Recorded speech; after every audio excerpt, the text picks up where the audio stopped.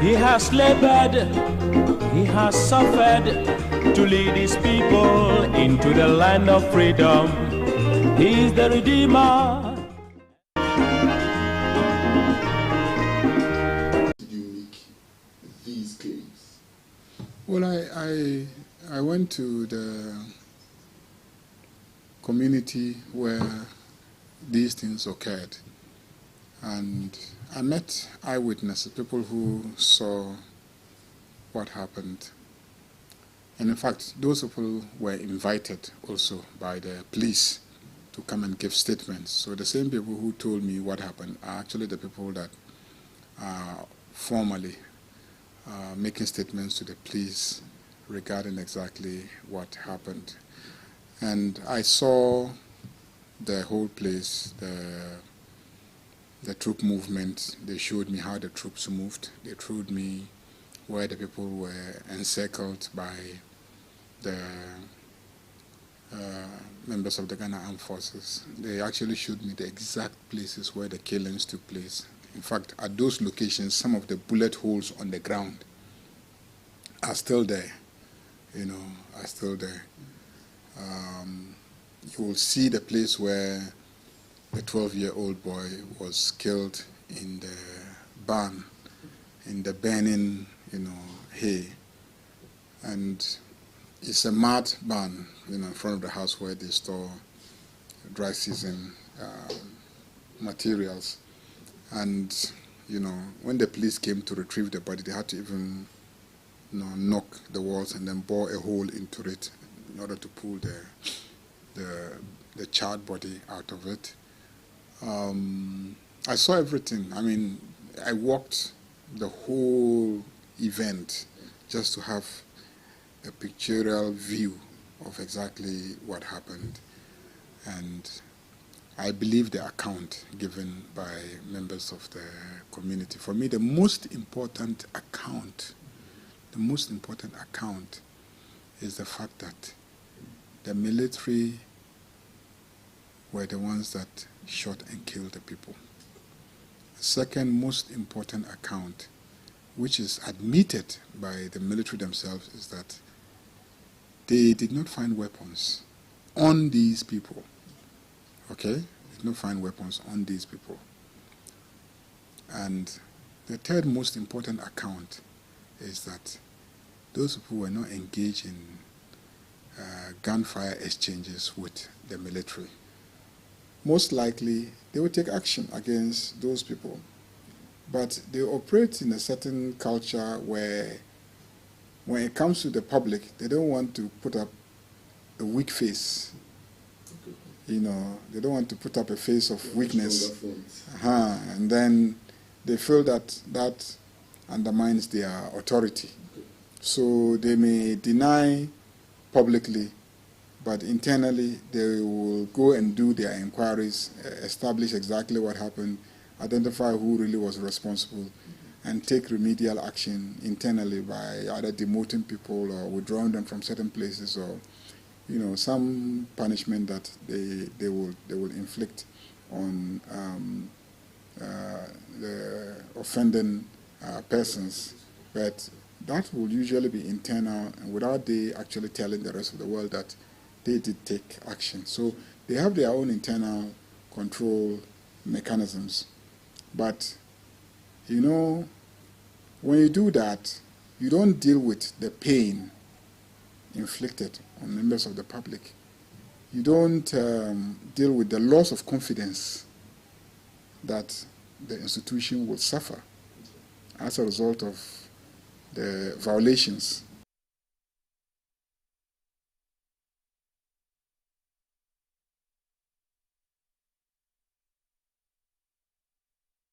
Are you put off by the very low standards that most accommodation facilities offer?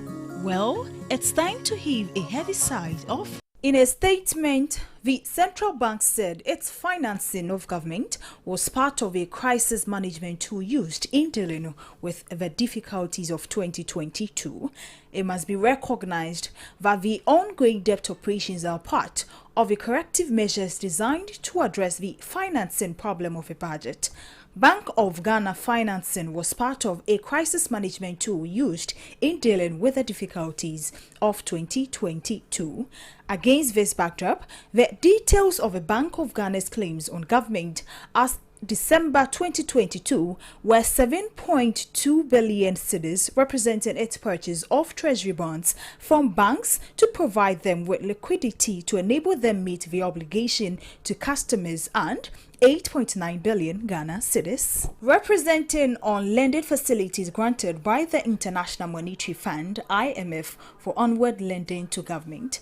The rest are 37.9 billion Ghana cedis, representing overdraft extended to government, solely meant for the purpose of addressing auction shortfalls and paying customers whose bonds had matured and for which government did not have adequate resources. At the same time, the government deposited liabilities at the Bank of Ghana recorded an increase of 9.5 billion Ghana cedis in the course of 2022. The Bank of Ghana continued that it would be important to recall the circumstances under which Government of Ghana decided to seek IMF support. Ghana had lost access to the international capital market. Domestic revenue was significantly underperforming and not realized, pushing the state of government finances into near external and domestic default. With the above, the policy choices were not that of business as usual, but rather a more challenged conduct of macroeconomic policy in the context of crisis. It added that the government needed to finance critical expenditures for which Bank of Ghana needed to provide the necessary financing to avert a disorderly default of both servicing for domestic and external debt, including financing critical imports to keep the economy on stable path. It further said that, in fact, while the team formed the International Monetary Fund, who assessed the situation of the economy, noted that this outcome is suboptimal, it was agreed that this temporary arrangement was needed as part of a comprehensive solution to be addressed in the government's economic policies and programs to be supported by the IMF. And so, the indication in the media that the IMF came and uncovered the extent of the overdraft is wholly inaccurate.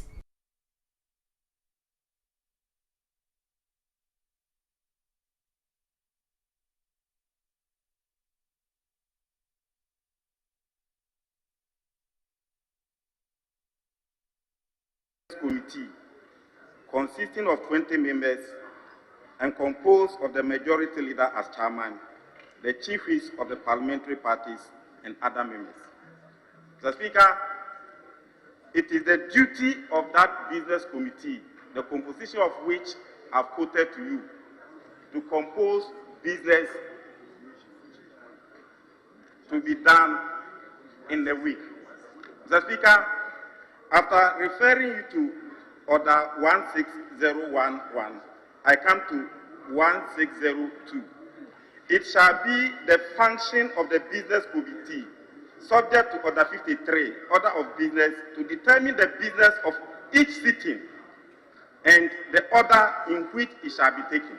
Mr. Speaker, your business committee met yesterday, and that business committee, even though the majority leader and leader of government business is the chairman of the business committee, he was not there. And Mr. Speaker, the report of the business committee, which was decided upon, is the one the Honorable Majority Chief Whip has quoted to you. Mr. Speaker, how come that the chairman who was not present at the meeting will generate a report which will be different from the report that was adopted at the business committee?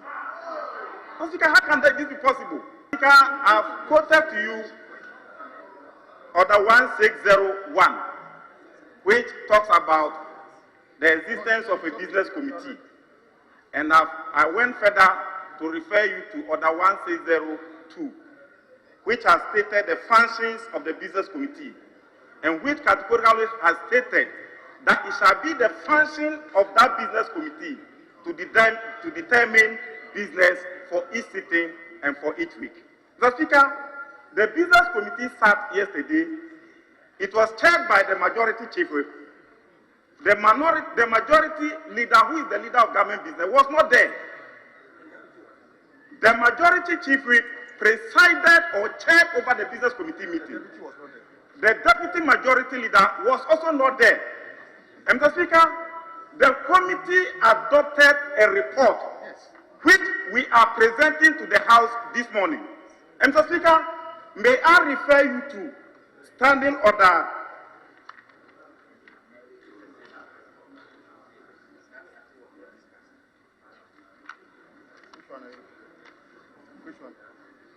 recommendations of the committee. Mr.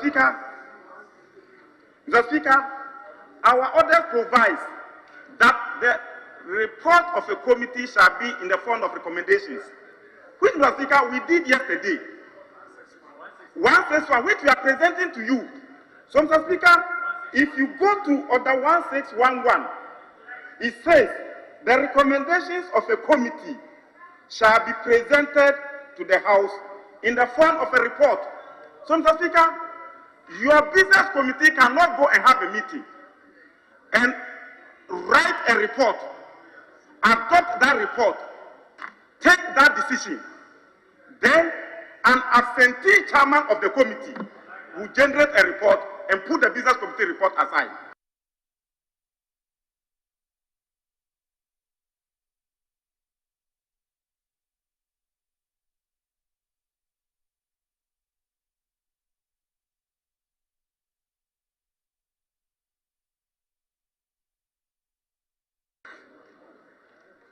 I would want to plead with my colleagues on the other side that just as the business committee, for the time being, has accommodated the majority chief whip, the deputy minority leader, and the minority leader to sit in business committee meetings, although officially we have no reconstituted committees.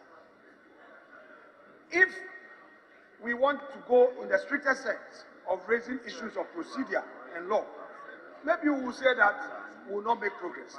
So I'll plead with them. We are accommodating each other, not strictly on procedure, but for the House to function and function effectively.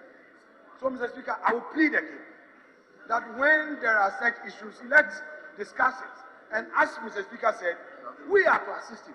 Yeah. And if the front bench is splitting heads, what will become of those our followers? Should we say we will not allow the three to sit at business committee meeting, yet they have been sitting and contributing? Is it part of our rules? Have we reconstituted committee? Does that mean that whatever we did is illegal? Does that mean that whatever we did was illegal? They participated. So please, please, there must always be a give and take. But we on this side, Mr. Speaker, in conclusion, agree to place the matter, it's not to expunge it, place the matter on ice. Mr. Speaker, unless they want a Shylock's victory, please let's make progress. I'm saying that we are placing it on ice, subject to the indication by the majority leader to engage.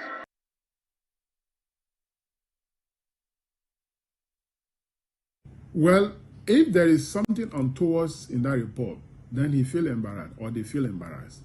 But if the report is clean, if what they have done is clean, I don't think why they should be worried. So by taking this action, then I think that there is something fishy in that report. My suspicion is that there is something fishy in that report. I think that discussion on the report in the public domain will not augur well for the government. That is why they are doing that. In any case, the report will come to Public Accounts Committee. The report has been published. It has been issued. So if you don't want the issue to be discussed in the public, it will definitely come to the Public Accounts Committee. And don't forget, any report or document that is laid before Parliament, it becomes public document. So already it's public document. Now, the Constitution didn't say anywhere that a public document, Ghanaians should not make comment on it until it is discussed by or debated by Parliament. First of all, I think I disagree completely with the Attorney General. The question I asked is that why this COVID-19 report, for which he's asking the Auditor-General to unpublish it, okay? Why didn't he do same with the previous reports? The normal MDA report, the public board report, the assembly report, all those things, as soon as the Auditor-General submits the report to Parliament, he publishes them. So why is it saying that this one, he should unpublish it? Why is the Attorney General asking him to unpublish it? Is he advising the Auditor General to violate the law that we have passed for ourselves as a country? I completely disagree with the Attorney General. Now it's public document. Even if the Auditor General goes ahead to unpublish it, the report is in the public domain. I'll ask the Auditor General not to take that advice. He shouldn't take that advice because it's a wrong advice. He should ignore. Because if he unpublishes it, people may take him to court based on the law. He's just fulfilling the requirement of the law. The moratorium is placed on the creation of new government agencies. No ministry, department, or agency, including SOEs, is permitted to use public funds for the purchase and distribution of hampers. There shall be no printing of diaries, notepads, calendars, and other promotional materials by MDAs, MMDAs, and SOEs. All non-critical projects that can wait for a year have been suspended. Expunge ghost names from payroll through periodic payroll audits and link Ghana Card to payroll.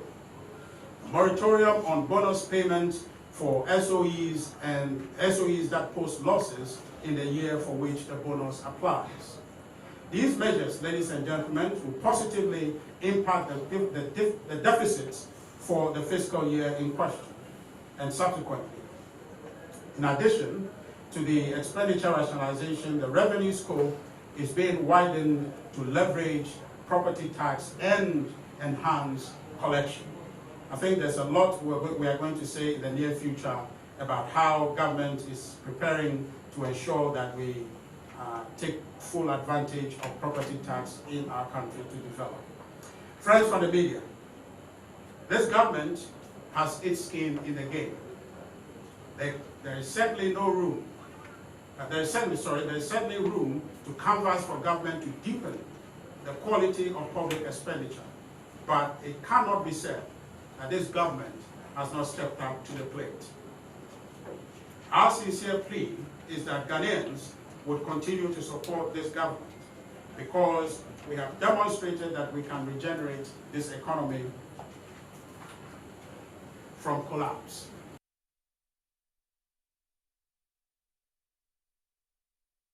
To do so, to speak to the adoption of the convention referred to as the Niamey Convention. And Mr. Speaker, in doing so, to refer you to page 9 of your committee's report, and the chairman and ranking member of the committee probably will have to consider making some corrections. Mr. Speaker, paragraph 8, options and impacts considered. Then they say 1, ratifying the Niamey Convention in accordance with Article 17 of the Convention. Mr. Speaker, we don't belong here.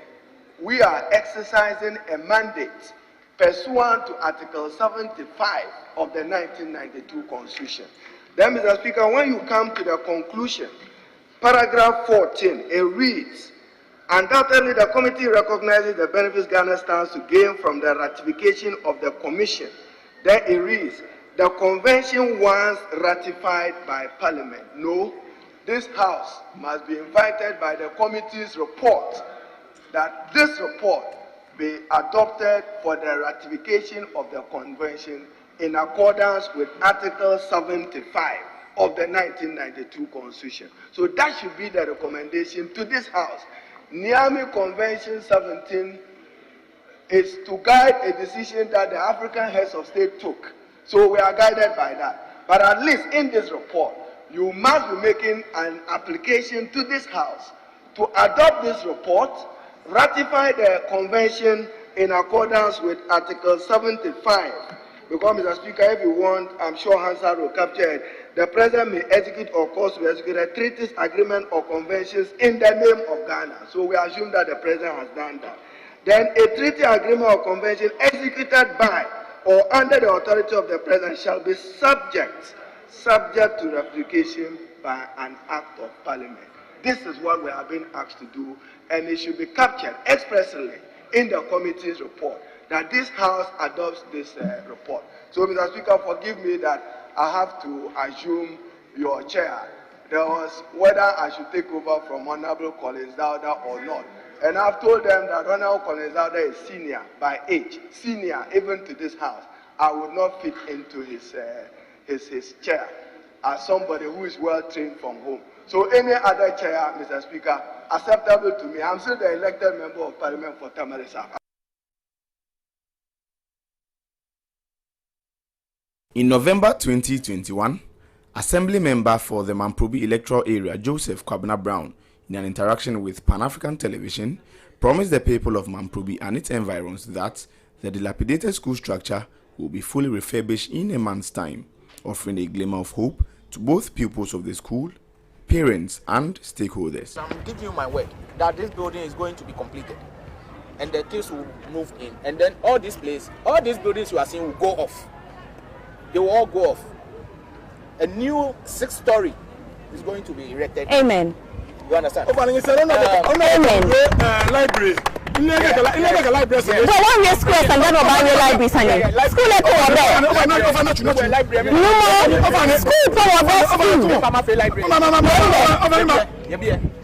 By next month.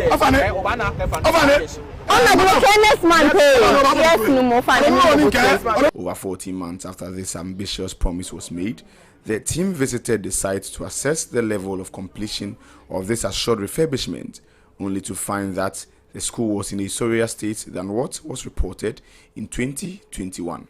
Okay, now it's 2023. This is the first week of February in 2023. We are back. We are back to assess the situation. We are back to check for ourselves if indeed something has happened here, if anything has happened here. The full length of this report will be aired on tonight's edition of The Couch with Mami Ama Pratt, where the damage done to the structure meant to house pupils. In the budget of 2023, we mentioned, this House approved that policy, that we were going to come up with a domestic debt exchange. And Mr. Speaker, based on the budget,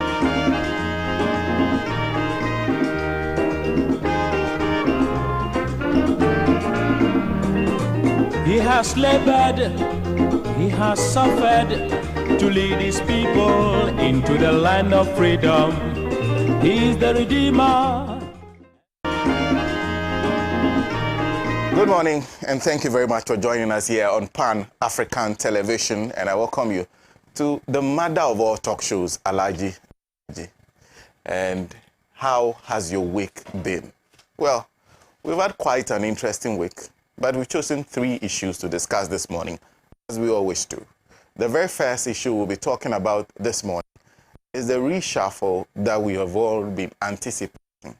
There are those who says the man was just filling. He did not do a reshuffle. He did not demonstrate what was expected of him. In fact, the man who was spokesperson for the MPP MPs who wanted the finance minister gone this week reminded the president that everything he said the finance minister should complete before you remove him, he is done with. Why is he still at post? The president's response came yesterday. Ken Oforiatta is a national asset. So we'll be talking about that reshuffle. And then we'll move on to the impact of the economic crisis on the New Patriotic Party itself. Because the man who just exited the trade ministry and is seeking to be the flag bearer of the New Patriotic Party for the 2024 elections is saying, well, if we are not careful and this situation continues, we would have a situation where the MPP will struggle to put together a message for the 2024 elections. What are we going to say? That is our second issue. And then we'll go to Boku because there's new violence in Boku. One of them involves the military actually shooting dead some of the people and the circumstances that the Member of Parliament has raised issues with. We'll talk about attempts, renewed attempts to address the Boku conflict, and then we'll conclude the show on that note. I am Sena Nombo. I'm joined in the studio this morning, starting from my left, by Felix Kwakye Ofosu, who is a former Deputy Minister for Communications. Currently, the last time I checked, I saw a flyer very nicely done with his smiling. He wants to once again contest to be the Member of Parliament for Abra Asebu Kwamankese, and he has to first win primaries in the NDC. I've seen his flyers, so he's clearly a hopeful for that. It's nice to have you. And then it's been quite a while. He vanishes and then he reappears. Mujeeb Rahman is a member of the NPP's communication team. Always wonderful to have him in the studio. He is also a member of the Alhaji Alhaji campaign team. And then the next leader of the New Patriotic Party, inshallah. I wish you all the best. Thank you, bro. Yeah. And then there's Bernard Mornah, Comrade Bernard Mornah, former chairman of the People's National Convention. I understand you are no longer a convener for Justice for Ghana. That you've handed over the position. Well, the young must grow, so we're trying to encourage them. As we sat here, you were telling me that I'm growing old. That was before they came, and indeed I'm growing old. And so we must activate some other young people so that they can take from us the revolutionary stance. You may be willing in spirit, but the body may not be able to contain the enormity of the task of leading activism. And so the young ones must be guided. And if we don't do that now, it is not when we abruptly exit that it means that they are going to start afresh from learning. So we are trying to guide them on the path so that they can lead. But I'm a member of the Justice for Ghana. And the Justice of Ghana is an affiliate member of Arise Ghana. Okay. Nice to have you. And put this date, mark this date down before I forget. On 28th February this year, send him a message, wish him a happy 50th birthday. He'll be 50 years on 28th February, when the month of February will end. That's Bernard Mornah. Well, so that's our panel for today. We're supposed to be joined by lawyer Beatrice. Unfortunately, she is unable to join us this morning because of a family emergency. She was sat right beside Bernard Mornah. Hopefully, he still hasn't confirmed whether or not he's joining us. I spoke to him and he said he's creating space for it. Financial analyst Nii Yarboi Annan might join us on the show this morning if he's able to create that space.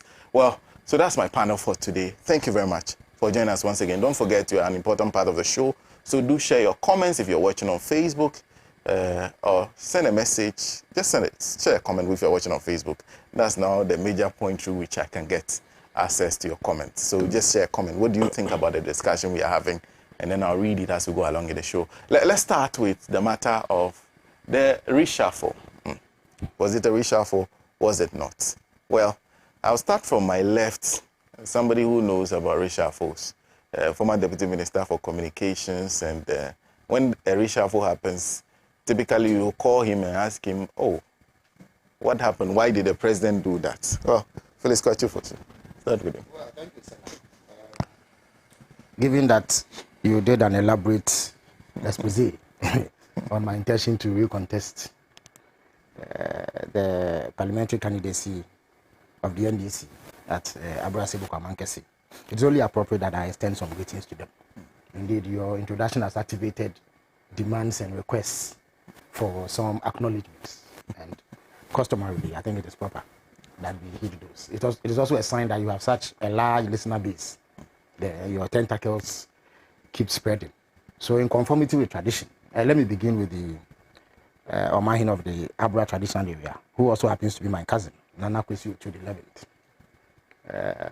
There are quite a number of ardent NDC activists who also listen to you actively. There's a Mamiesi Black Cat at Nyamedom. There's a light-skinned lady called Black Cat. Very interesting There's also a Tenka of Abakrampa. Abakrampa is my hometown. There's a Holy, also of Namidom. There's a constituency executive, communication officer, Nana Kwesi Atakra, and a host of others who listen to you regularly. So I send them my regards. Additionally, let me crave your indulgence to indicate that it is such a packed day for me. From here, I have to drive all the way to Dodua to be part of an NDC program intended to forge and foster unity in the immediate aftermath of the constituency elections.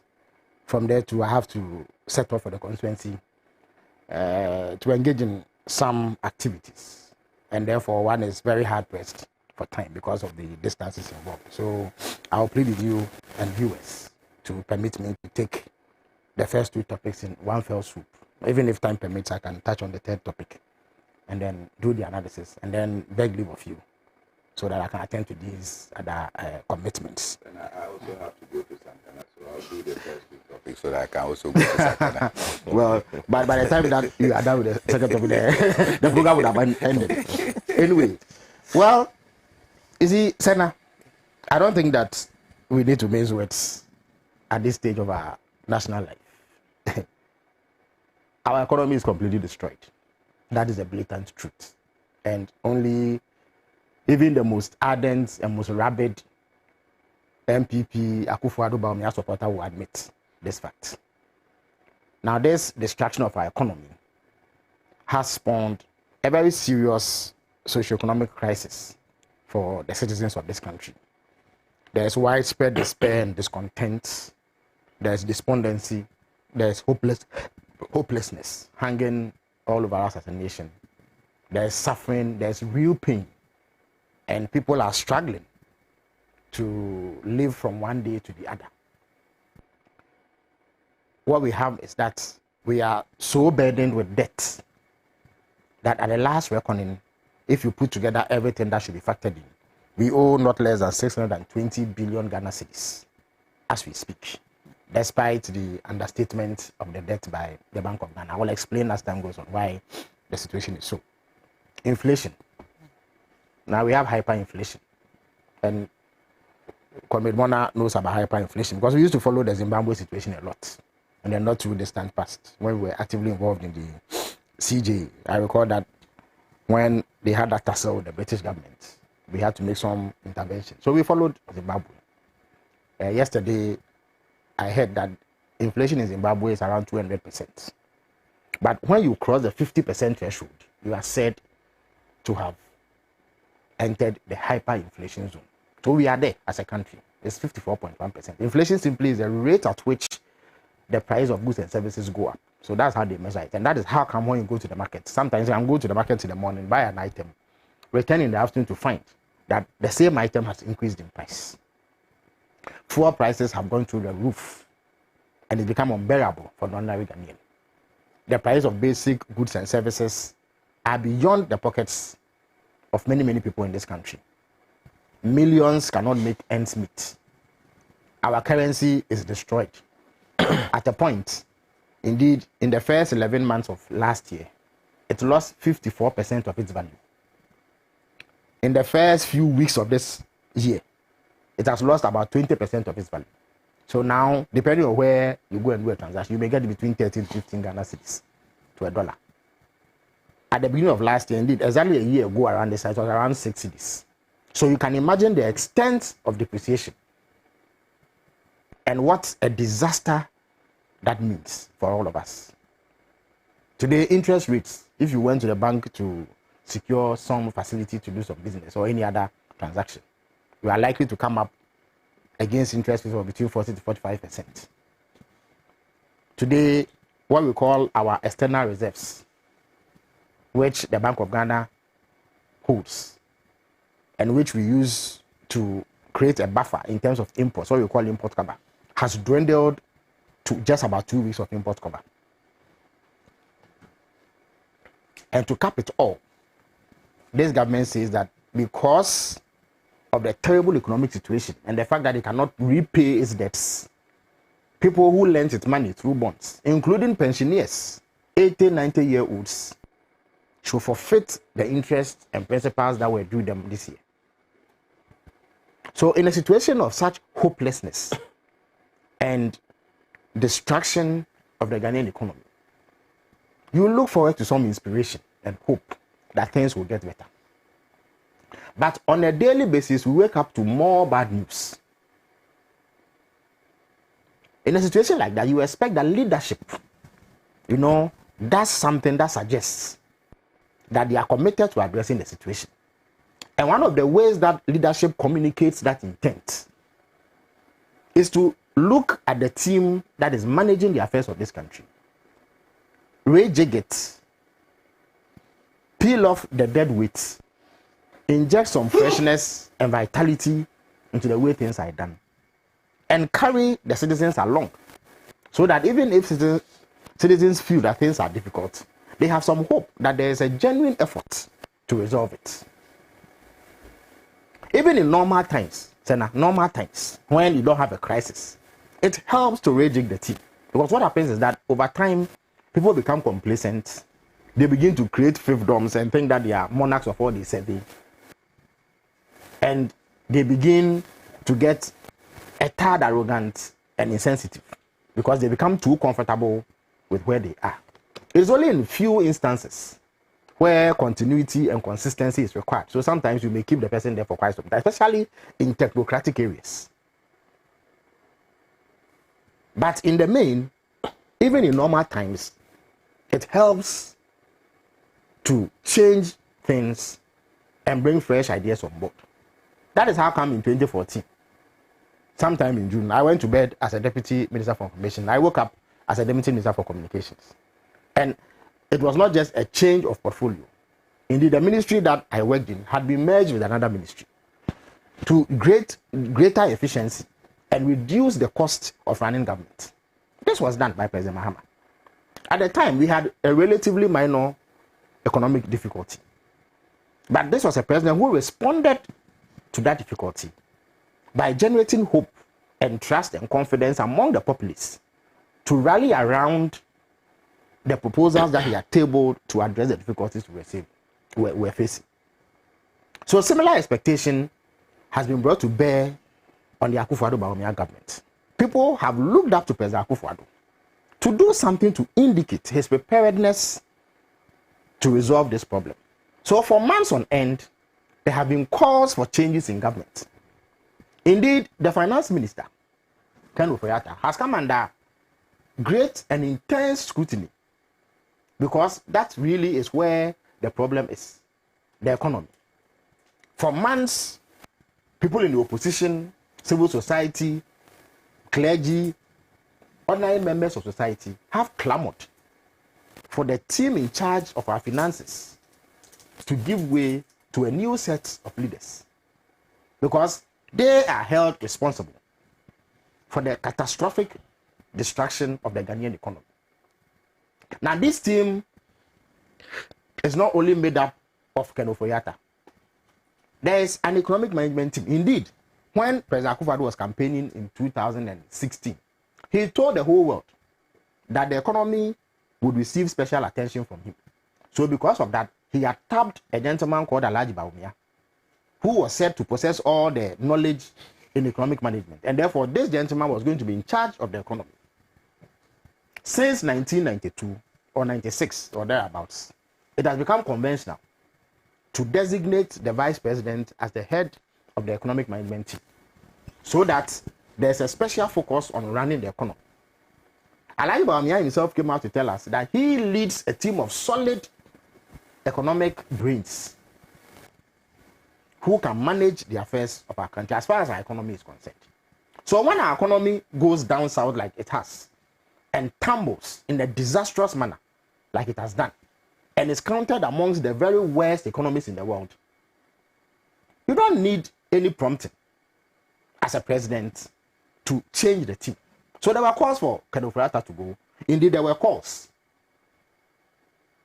for Bawumia to be removed as head of the economic management team. Because for all intents and purposes, his leadership of that team had become completely useless. There was no impact, absolutely none. One could not feel the effects of what they were doing in a positive manner, except the severe hardships that we continue to face. Then, as the cause intensified, and the president continued to turn a deaf ear and a blind eye to these calls, members of the MPP themselves became so frustrated because perhaps they realized that it was becoming an existential threat for them, and that given the way that the Bawumia-led economic management team had destroyed the economy, it was limiting their political chances and future. So about 80 of them banded together and in an unprecedented move demanded the removal of the finance minister. The president decided and said that the finance minister had to take care of a few things, and so he should be kept there for some time pending the resolution of some pressing matters that he has to deal with. Then the calls mothballed into a larger call for reshuffles, a reshuffle in government.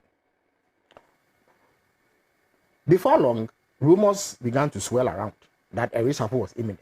So a few people who perhaps are optimistic about this government began to breathe a sigh of relief in the hope that something different would happen. Only for us to wake up sometime last week to hear that some portfolios from which some members of the government had retired to pursue their own political interests had been filled.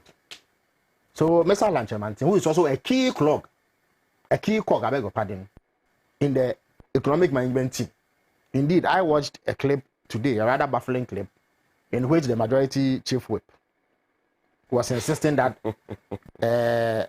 Lanchemantin was also the head of a cabinet subcommittee in charge of economic management. I mean, that's a rather bizarre portfolio. So I know that it is linked to the MPP's internal contest because perhaps Bawumia supporters see that he's taking too much flack for his distraction of the Ghanaian economy. But whatever it is, at the very least, we know that Mr. Lanchemantin is a member of the economic management team. Indeed, Alhaji Bawumia himself mentioned him as one of the members of the solid team. But Mr. Lanchemantin wants to pursue some presidential ambition he has nursed for quite some time. And so he resigned to pursue that. Except that he resigned too late. And there's no way he can extricate himself from the damage that he and Bawumia and Akufo-Addo and Kenofriata have done to this economy. There's also Ofosu Yakuto. Sometimes I even wonder why he wants to be president. It's a journey to nowhere. You know, sometimes we should not waste our time. I have never understood people who waste their time in these matters. I don't know what the end game is. And with the greatest respect to him at his age, it's not as though he's doing it for some future, claim to the presidency.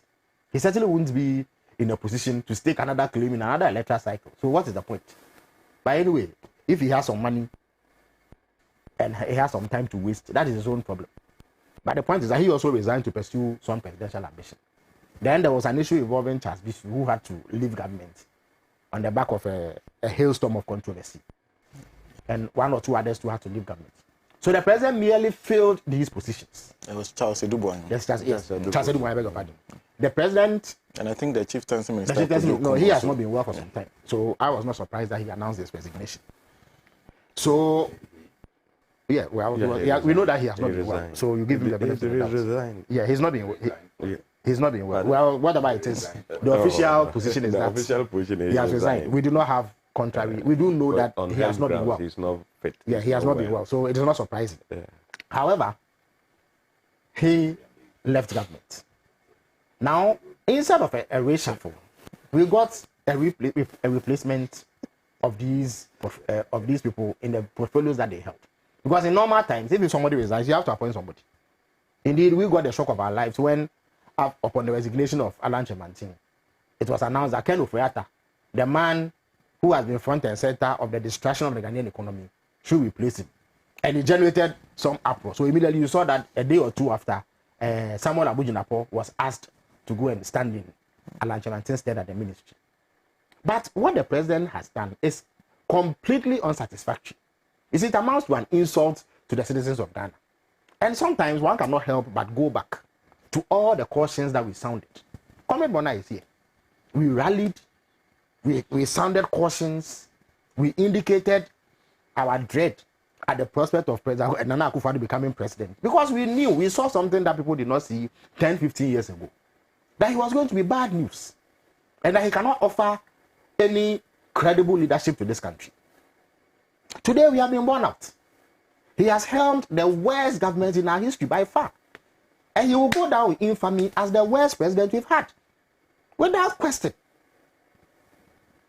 But apart from the fact that he clearly does not have a handle on his government, doesn't know what he's about. And now I am beginning to suspect that he has completely tuned out of the presidency. He couldn't give a toss about what happens to you and I. He doesn't care the direction of the country. To the extent that he has achieved his childhood dream of being president and has secured 2 terms, he is satisfied. And that is all that there is in it for him. At this moment, it appears that he's just going through the motions and waiting to leave office on 7 January 2025. So he does not care. Otherwise, any president who was sensitive to the plight of his people will make at least the cosmetic effort of changing his government to appease those who believe that somebody must take the fall for such a disastrous mismanagement of the economy. But the president does not seem to care. He does not appreciate the gravity and enormity of the disaster that he has superintended in this country. And those close to him too do not appear to have the presence of mind to draw his attention to this. Because for a man who claims that he has spent between 40 to 50 years preparing to be president, this is terrible.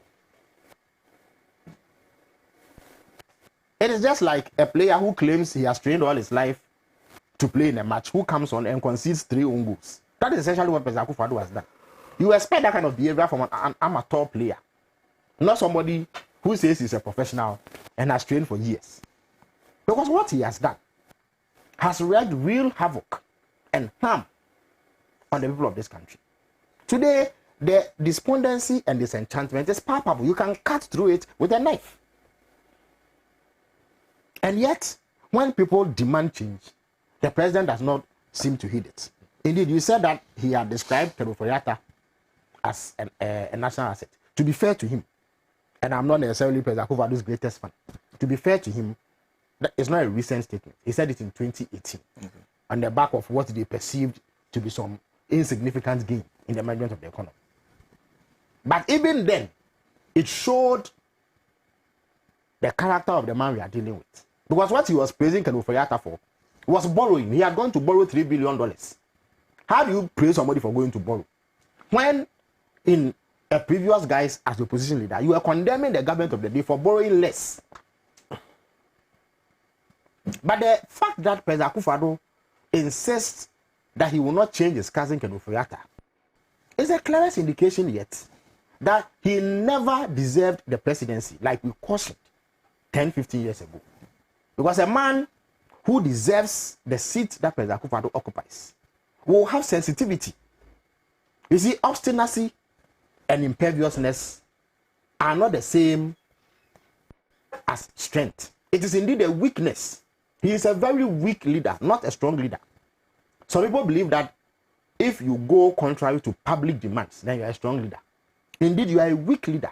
He will go down as the weakest leader because his ego matters more to him than doing what is right. And every step of the way, he has demonstrated this belief in intransigence and obstinacy. And it has cost us dearly. Look, when this crisis began, and where we are has come from some origin. In 2018, that is when we began to see signs of the destruction, systematic demolition, and deliberate destruction of the Ghanaian economy. When they inherited the economy in 2017, under the IMF program, because the IMF was there, they kept them in check. By 2018, when we were nearing the exit of the IMF program, they began to show signs of recklessness.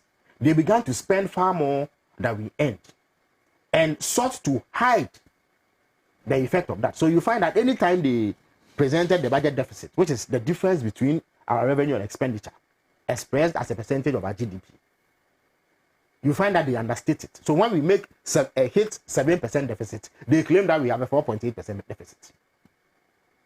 So 2018, we did 7% deficit. When we were leaving power, we left 6.1%. And yet they were criticizing that 6.1%. In 2016, which was an election year, we didn't breach the limits by any significant margin. 2019, the same outturns emerged, and we noticed a steep rise in our public debt. When we were leaving, we left 120 billion Ghana cedis. By 2019, it had crossed the 250 billion Ghana cedis threshold, and it began to inch towards 70% of GDP, and the alarm bell started ringing. They denied that there was a problem. And then they invented this idea of concealing some of the debts that we owe. Then in 2020, we were preparing for elections when COVID reared its head. So they thought that it was an opportunity to break the bank to win elections. So they spent irresponsibly and recklessly. By the time the elections were over, we had incurred a deficit of 15.1%, which is the biggest in Ghana's history. And the consequence of that was that our debt had ballooned close to 400 billion Ghana cedis at the time. Between that time and now, Sena, our debt has gone to 620 billion Ghana cedis. What it means is that President Akufo-Addo and Alhaji Bawumia, who was hopping from state to stage and mocking the NDC government and calling us names, who vowed to reduce our borrowing.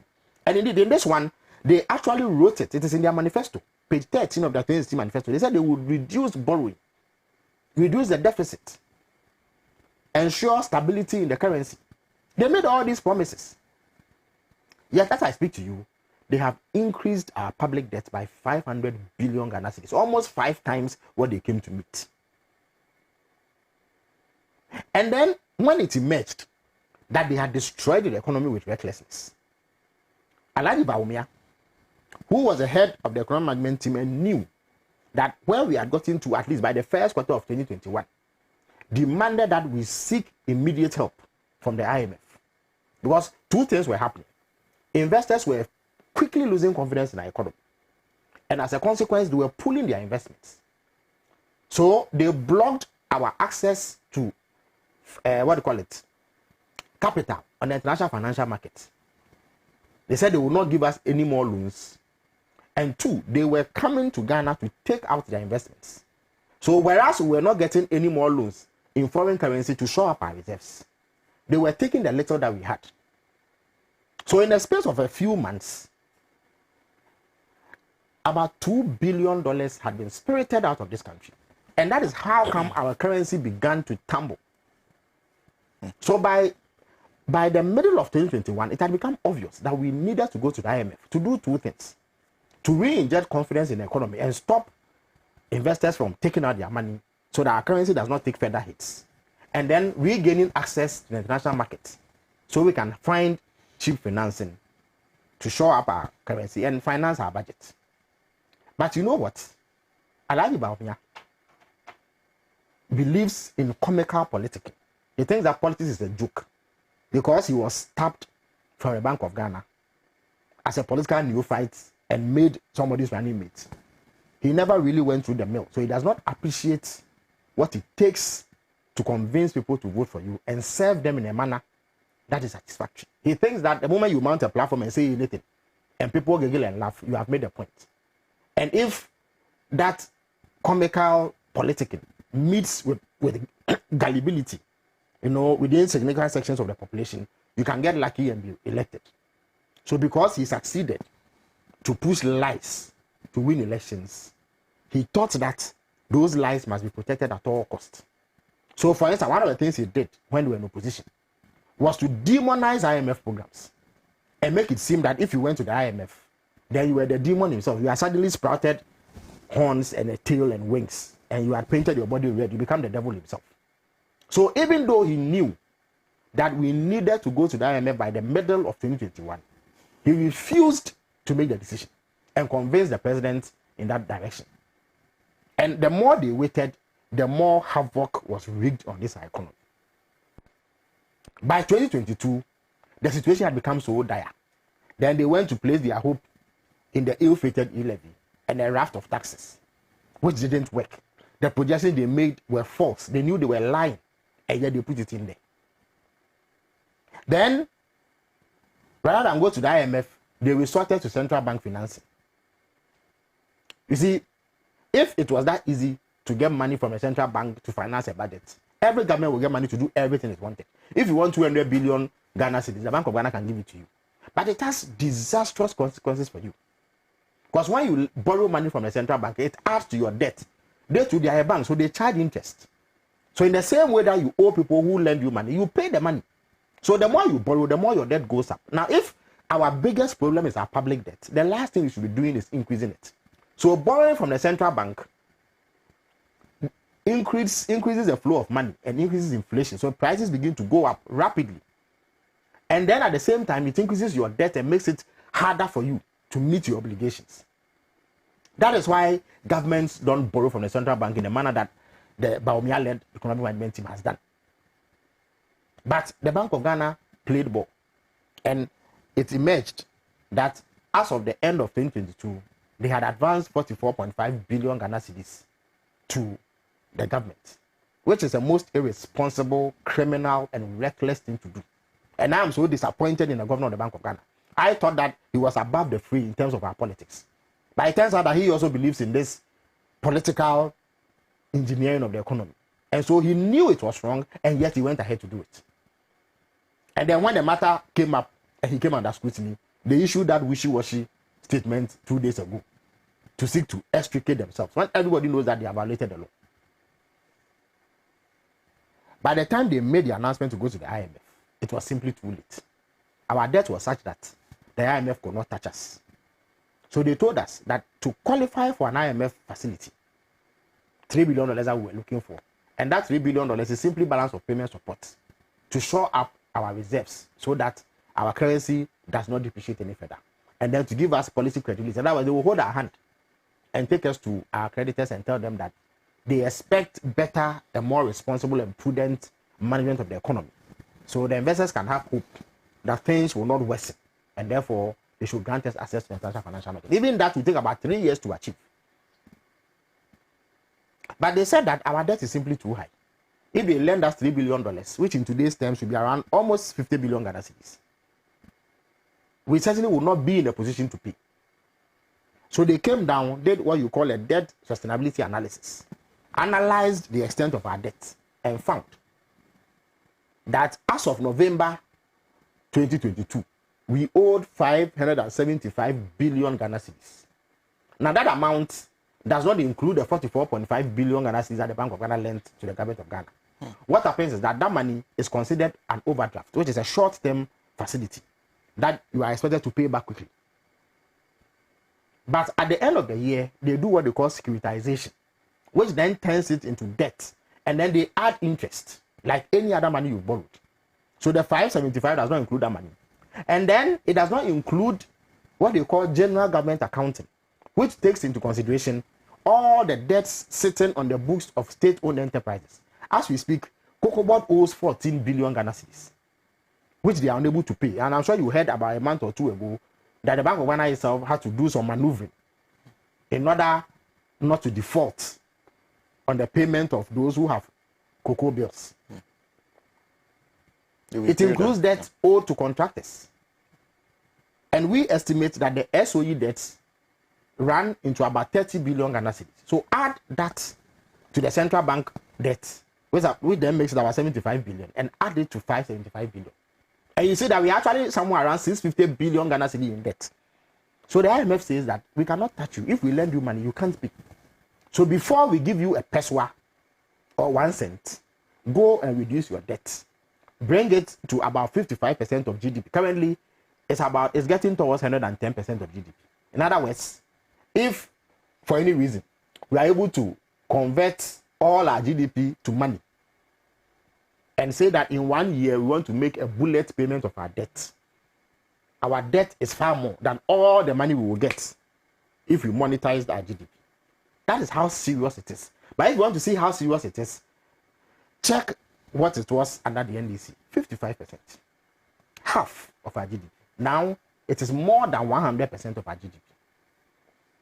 So, how then was the government going to bring down our debt in compliance with the IMF requirement? Because the requirement is that if we don't achieve that, we won't get board approval for the staff level agreement we reached with IMF recently. So government comes home and says that the only way around the matter, because we will not find the money to pay. Interest alone took about 60 billion Ghana cedis of revenue last year. Interest payments alone on our debt. And because of that, government is not able to get money to do anything else. That is how come school feeding caterers are owed. That is how come capitation grant has not been paid for several quarters. That is how come this Assembly's Common Fund is not paid. That is how come Sena, if you have a child in basic school, for 4 years, he has not received a single textbook from government. That is how come SHS students go to school in January and they are required to go on vacation this February. They spend about 3 weeks in school. So government does not have money to do anything else after it has paid interest and amortization or service our debt. The rest goes into salary payments, even that they have to borrow in order to be able to pay salaries.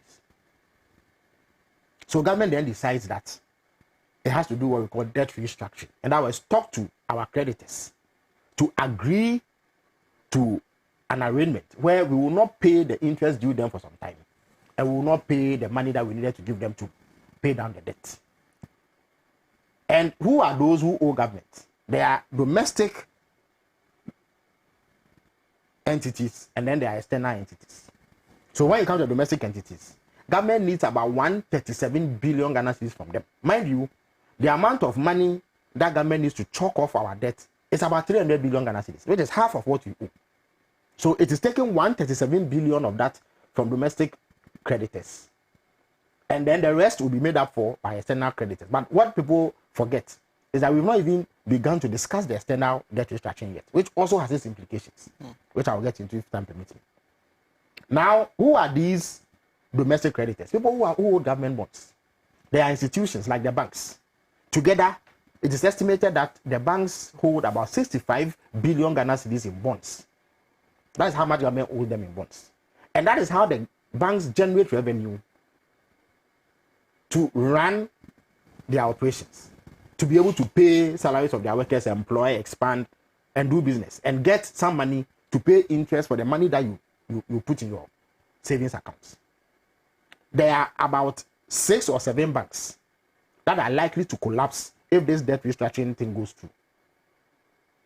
One of them, which is a state bank, gets 70% of its annual revenue from bonds that it holds in the name of government. So if government goes through with this terrible haircut that it is giving them, that bank will lose 70% of its revenue. And if a bank loses 70% of its revenue, that means the bank has collapsed, which is a key state bank. Individuals who also are able to buy these bonds in an individual capacity are also owed 15 billion Ghana cedis. Now, those individuals mostly are people in the middle class. And at the last count, it was about 1.3 million people. But you see, those people have dependents who depend on them. And the way they are able to sustain these dependents is through the interest they get from these bonds and the payments that they receive regularly. So 1.3 million members of Ghana's middle class will lose their lifetime investments and savings. That means that the middle class of Ghana will be wiped out in one fell swoop. Because they will lose 15 billion. Even government cannot afford to lose 15 billion Ghana cedis. How much more individuals? Then there are pensioners who have worked their backs off for this country for decades. Some of them get some lump sum payments upon retirement, or whilst they are working, they make some savings and then purchase government bonds. Was the conventional wisdom is that government bonds are the safest financial instrument, because as for government, whatever happens, they will pay. That is the thinking. So they also go and put their money in it. There are those who have occupational pension schemes. They come together as a group because they are the same occupation, and then give monies to some fund managers to invest on their behalf in these bonds. All of them are going to lose their money. 137 billion Ghana cedis. Now, Sena, look at the economic situation we live in. Even those who are working and have steady income, big time business people, are suffering. How much more small time holders who go and invest some money in bonds? How are they going to survive if they don't get it? Now, the middle class people, about 1.3 million of them who hold those bonds, if even each of them has 3 dependents, let's say their wife, 1 child, and maybe 1 parent, that translates into almost 5 million people. So the livelihoods of 5 million people will be wiped out. When that happens, what do you think? And 5 million people is about 20% of our population. Then there are the pensioners. And yesterday, we saw a staggering spectacle where a former Chief Justice, appointed by this very government, who many hold the view has leanings towards this government, felt compelled to go and sit at the finance ministry to protest a decision to involve pensioners in this debt restructuring scheme. If anybody was in doubt as to the extent of the destruction of the Ghanaian economy, the image of Justice Sofia Akufu protesting the loss of her investment through government bonds should settle the debate. In my lifetime, and Kwakye Mornah and myself have been activists all our adult life. We have agitated over all manner of things. Kwakye, was there ever a situation in our Bukuriti Wahala demonstrations that even a circuit court judge joined the demonstrations?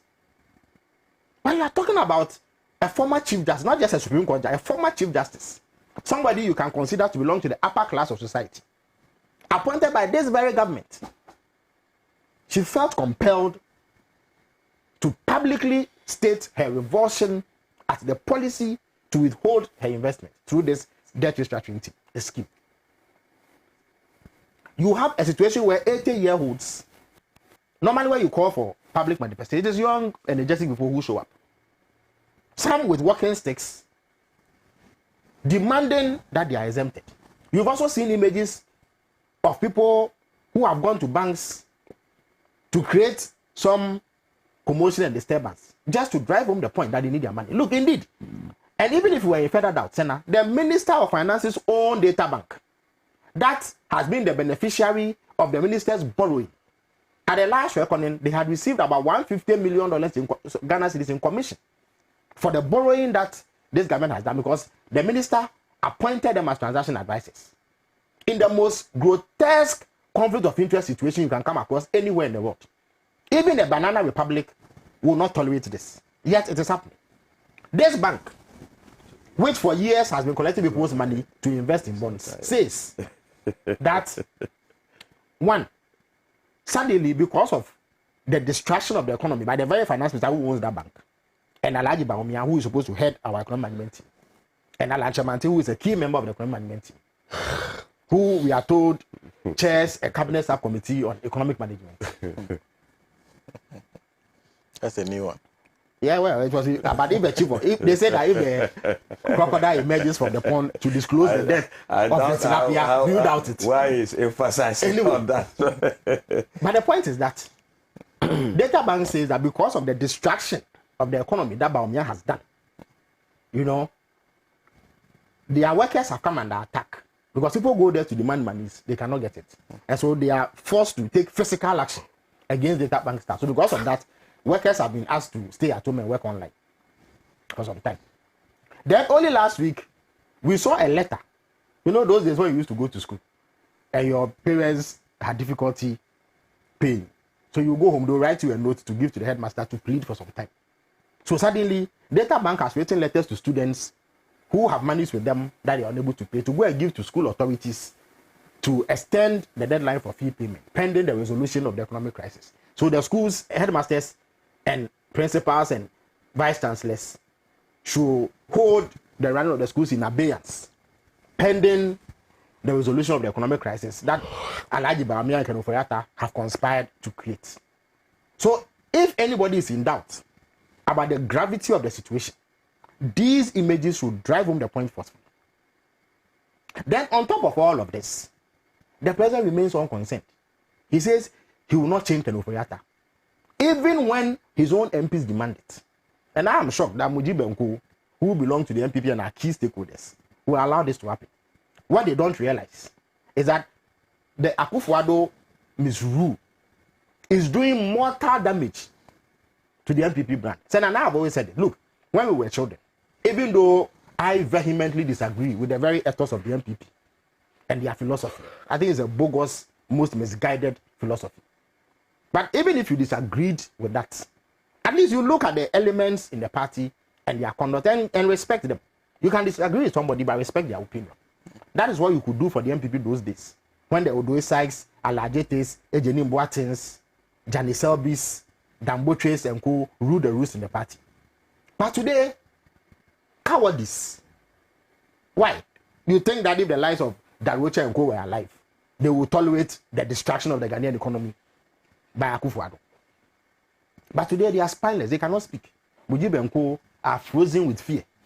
They cannot utter a word as their party's image sinks and goes down the drain on a daily basis because of the terrible misrule of Akufo-Addo. They are unable to utter a word. They fear him. They are so frozen with fear. Even the date, a convenient date, a strategic date for the holding of their delegates conference to elect a flag bearer, the president does not agree. He does not want to be usurped by an emerging candidate like he did to President Kufuor. So the whole party is frozen with fear and they are allowing it to happen. Your image is so battered and terrible. Instead of buying yourself sufficient time to seek to repair it, you are leaving it to the last minute because Akufo-Addo wants it that way. So that every now and then he can jet off in expensive presidential jets to go and gallivant around the country, whilst you wallow in the distraction and disrepair to your image. But that is their internal matters. I am more than happy about the melee and chaos in that party. Great. At the very least, it will facilitate their exit from the leadership of this country, so that we can restore this country to proper settings. But the point is that after all this, President Akufo-Addo is unmoved. He believes that nothing should be done. The status quo must remain. For as long as he has his 3 terms, he's okay.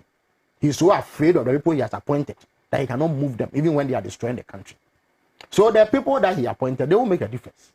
What difference are they going to make?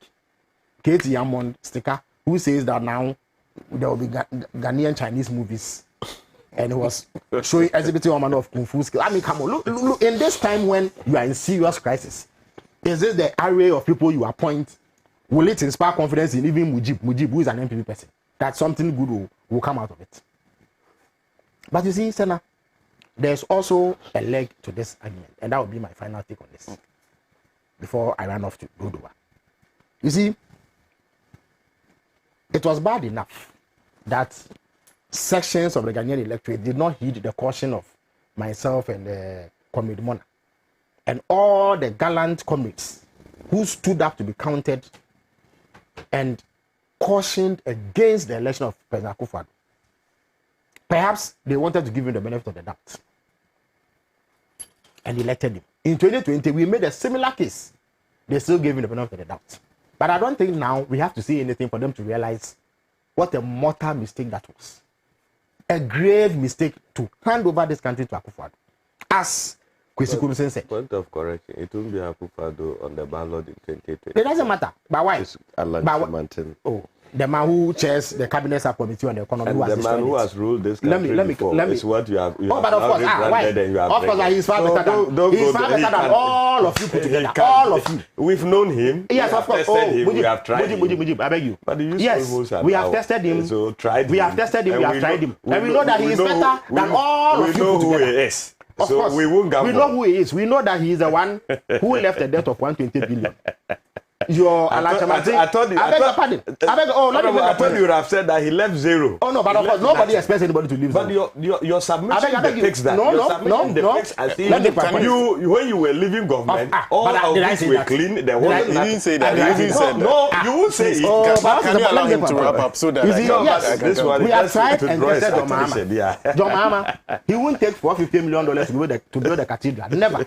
He will never do it. He will not tell the people of Ghana that a cathedral is the most important thing when textbooks have not been bought for pupils. So yes, we know John Mahama, we know the NDC, but the NDC is not reckless. John Mahama, somebody went to say that if she has not got $1 million in her account, she will not question a senior minister. She was dismissed promptly. As for Akufo-Addo, the man who has destroyed the economy, he says he's an asset. So why? If we can live with Akufo-Addo, can't we live with John Mahama? Ghanaians can tolerate the worst president in our history, Akufo-Addo. The most comical vice president we've had, Bawku, they can tolerate him, but they can't tolerate President Mahama. So don't even begin it. President Mahama is better than all of you put together. All of you put together. In this country, my brother. His achievement. Oh, please. Country, oh, let me make my point. You will make your point. I won't even be here. I'll be in Dodo when you are making your point. No, you have to be here. I'll be in Dodo when you are making your point. Because you are not talking as if somebody who has other engagement. but of course, I have an engagement, so I must spill the beans. But the fact that your record is so appalling. I even wonder why you are bothering. The people you have lined up, if you have to do and co. Who says plantain is as cheap as anything? You know, I mean, look at the cast of people you are bringing to the people of Ghana. People who have destroyed the country. Why? Even if Ghanaians, with the greatest respect to everybody listening, were that lax, they will go and vote for people who have destroyed the country and leave the man who did a much better job than you. What do you take people for? The truth is that you're only going through the motions. That is why you are contesting this election. But this election is so clear that you shouldn't show up.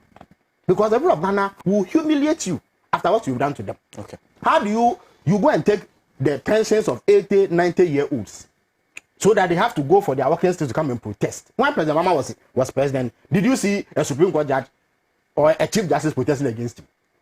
Your own Chief Justice is protesting against you. What greater indictment can there be than this? Your own Chief Justice is protesting against you. What greater? Of course. But why? Me and Comrade Mornah, we protested against Kufo. We protested against Kufo the whole year.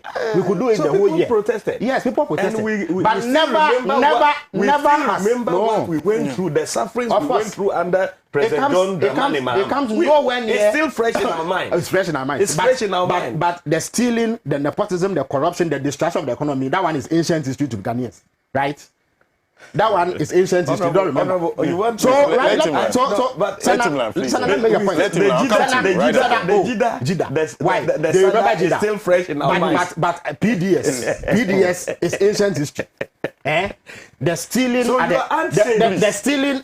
They are not but why? We are. But compared to you, can you allow him to? Compared to you, we are. No, you can do the comparison, but we have the men. Let him wrap up for me so that I can come to you. Former President John Dramani Mahama. So the men who stand tall, let me make the point. Their confidence in. Can you make the point? My brother should be clear. Yeah. Let him make the point. It isn't that we like the men. Oh, please. You have men who owe 650 billion. You say they are better than the one who owed 120 billion. I mean, this one, what kind of logic is this? You also owed. No, yes, we owed. But why? Everybody owes. But Sena, if you go to the people of Ghana today, and you tell them to choose between a man who owes 650 billion and one who owes 120 billion, I'm sure even a child in the mother's womb knows part of the owing was to owe and pay your debt. The debt you left. But even if you take out the debt from Nkrumah to Mahama, you still owe 500 billion, which is 4 times what you came to meet. So there's not a single metric or indicator on which you will beat anybody. You have been so poor, so disastrous, so catastrophic, that you shouldn't even show up on a ballot paper. Not even a goat will vote for you with this kind of record. So instead of being humble and accepting that you have been a disaster and walk away into the sunset, you want to impose yourself on the people of Ghana. You are lining up like you did some years back, 17 people, to come and waste our time with slogans that don't work. You have been badly exposed as possessing no knowledge. You don't have any men. Even area boys, you don't have some. So show humility and contrition. You should be apologizing to the pensioners whose money you are attempting to steal. After destroying the economy, you are saying they should give it to you. Meanwhile, when you finish, then you take 37 million Ghana cedis of the taxpayers' money to go and rent jets. And you say that, did President Mahama do that? President Mahama, I have always said it and I'll repeat it. There were times when he traveled, he sat in economy class. Akufo-Addo, who went around begging people to become. Akufo-Addo has never said in public. Please, he has rented expensive jets. That is a matter of fact. President Mahama rented a jet. He wants to bath in the air. President Mahama was not going around bathing in the air. The man can sit in economy class as president. Private jet. The man can sit in the economy class as president. Felix, President Akufo-Addo, he rents with ourselves. So you take 36 million Ghana cedis. Sena, listen. You have to wrap up for me. I'm wrapping up. Yeah, you cannot provide textbooks for basic school pupils because we are broke as a country. Yet you can rent presidential jets. And when I say you say we should be serious, it is not serious enough for you. And this is what you want to present to the people of Ghana. That when you take their 36 million to rent a jet, it's not a serious matter. When you can't pay caterers, capitation grants.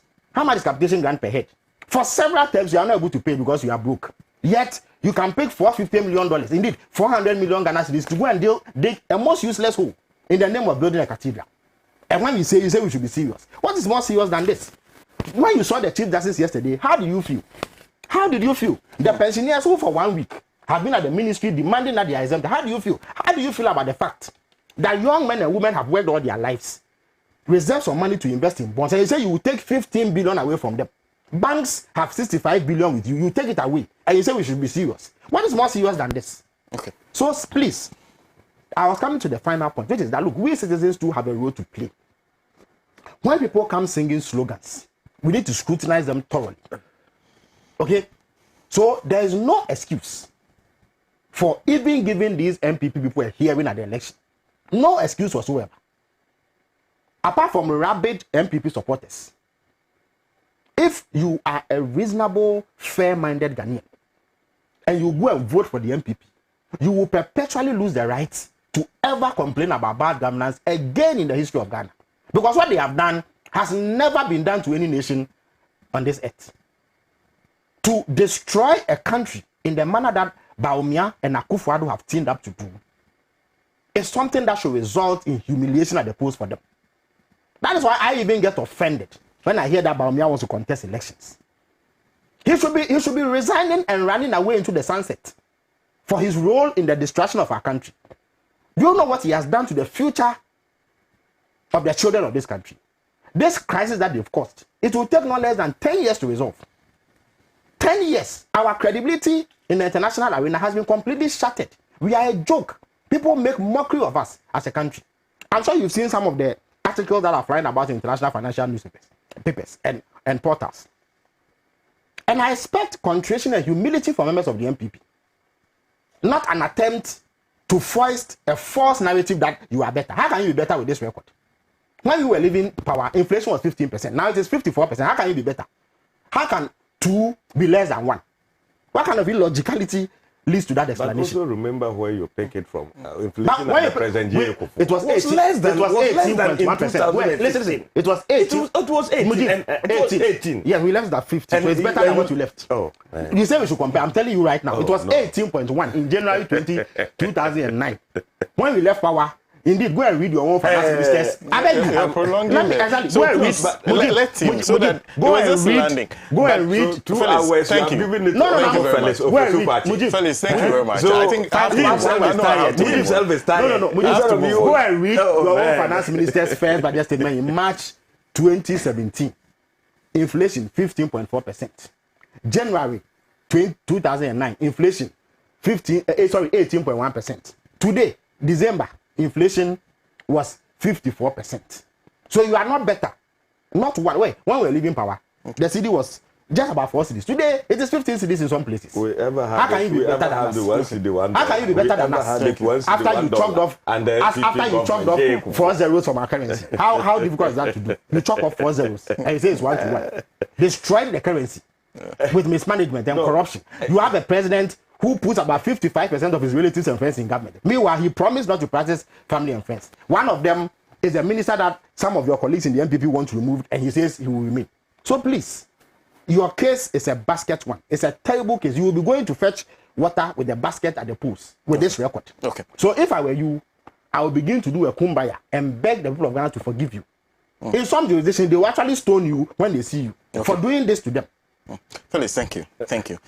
Well, let me just quickly state that the show is live on Shine FM in Akachi on 96.9, Hills FM in Adakulu on 91.7, Niwasi Radio Ketekrachi on 89.7, Sela Radio Dabala is on 97.1, Diamond FM Tamale on 93.7, Gbawa Radio Yendi on 106.5, Radio Kitao is in Saboba on 95.7, Benya FM in Elmina on 105.7, Global FM 105.1, Volta 1 TV, Zeps FM is on 95.9 in Zebela, True FM 92.5 in Adeso, Lamara FM 89.1 Tripoli, Boem 88.7 FM in Jasikan, and Lukuti 96.1 in Ve Golokwati. Mujeeb? Yeah. Sena, thank you very much, and I'll be very glad if my brother will have some time. And also, no, at 11 I have to leave. I advertised it before. Okay. But there's nothing I'm going to say that we don't know already. It's not 11 yet. So now the topic and because you are staying, you can just limit yourself to the very first topic. Well, he is trying to do two in one. The very first topic is the reshuffle that we have, the president has done. But you link it to the economy, the reshuffle of the president, and the implications of the new patriotic party moving forward. Is that not what you've mentioned? Yeah. But yeah, I think that for the Minister of Trade and Industry, Minister of Agriculture, these are personalities who were handling those ministries. Mr. Alan John Fujochimantin has been at the Trade Ministry for a little over 6 years and then a Greek minister. But he has resigned to pursue his presidential ambition of becoming the next leader of the new patriotic party, which is not hidden, which the people of Ghana, for that matter, the new patriotic party delegates are aware right from 2007 up to date.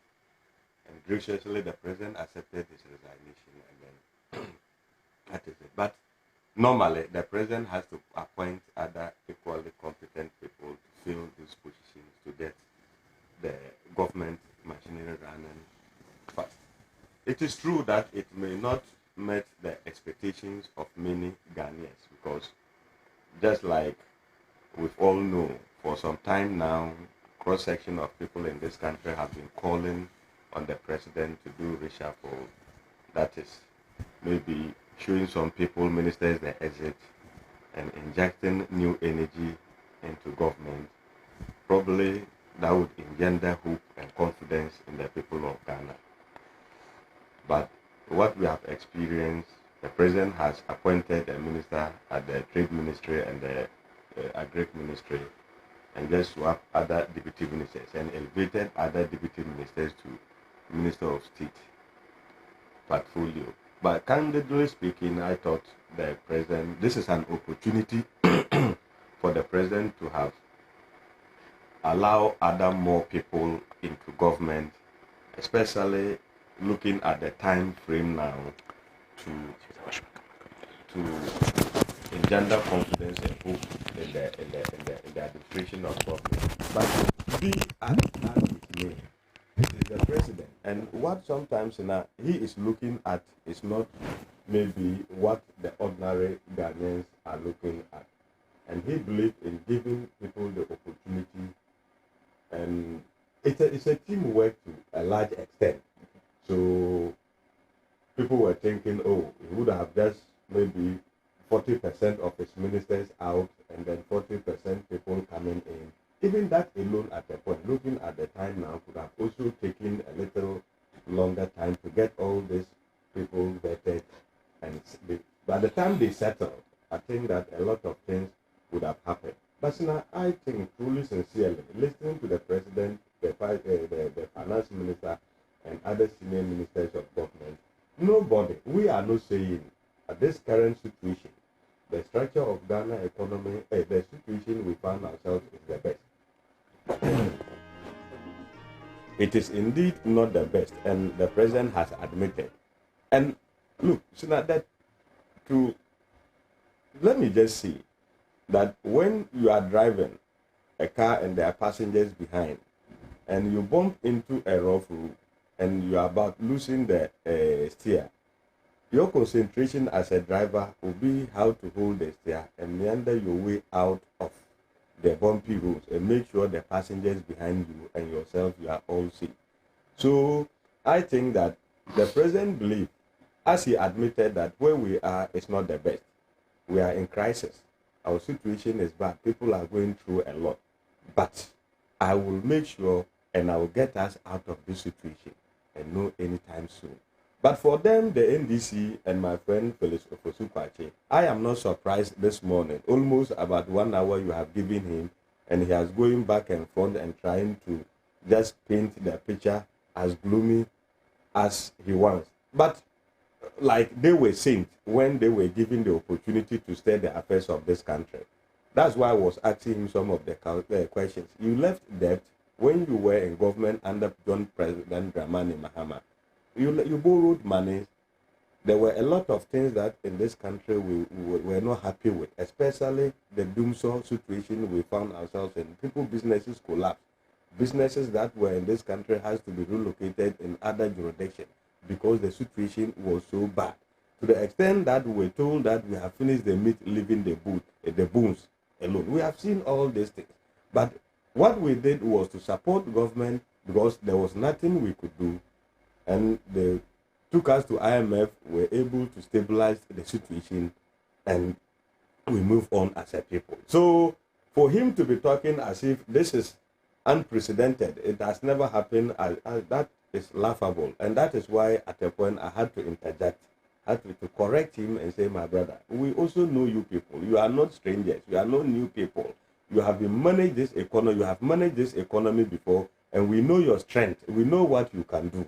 So some of the situations we are today, some of the monies that we borrow, Sena, but governance is continuation. So if you are coming, your predecessors have left them, that contractors have not been paid, a lot of things has not been happened, but you inherit the responsibility, the liabilities and assets. So you have to make sure that the government machinery continue. So that is why I've asked him a question. Did you pay all the debt that you have borrowed before you exited from government? Certainly no. So the presidency of Nana Addo Dankwa Akufo-Addo has inherited those debts and have to make sure that he paid those debts. So that is where we are at the moment. So, but to paint the picture as if they have an antidote, they have the solution to the situation, to the economic situation of this country, I think that is not fair. That is disingenuous. But you can expect that from my brother Felix Ofosu Kwakye. He is good at it. But Sena, by and large, I think that this is the time that government need the support. With the debt exchange program, and I think other people have offered other solutions, but I don't know the reasons why the finance minister opted to go for this direction he's going. Others from other schools of thought made us to understand that we could have achieved the same purpose of this domestic debt exchange program without even involving the individual bondholders. But when you also read all the letters that have come from the Ministry of Finance, you also come to realize the exigency of the situation and why certain people, it is a bad situation, admittedly. And looking at this vulnerable group of people picketing and venting their frustrations in the public domain, Sena, I don't think any patriotic Ghanaian would like it. So, but it is a situation we find ourselves as a people, and we need the support of everybody in this country to get out of where we are at the moment. And I, sitting here, representing the New Patriotic Party, I am very confident and very hopeful that inshallah, not sooner than later, we will get out of this situation. And it is clear, the finance minister has made it clear, my brother, if we are not able to secure the IMF bailout, the situation will be more dire than what we are experiencing now. We did it to other presidents, and we need the support of the people of Ghana to make sure that's achieved. Because when we get the economy in shape, everybody will benefit.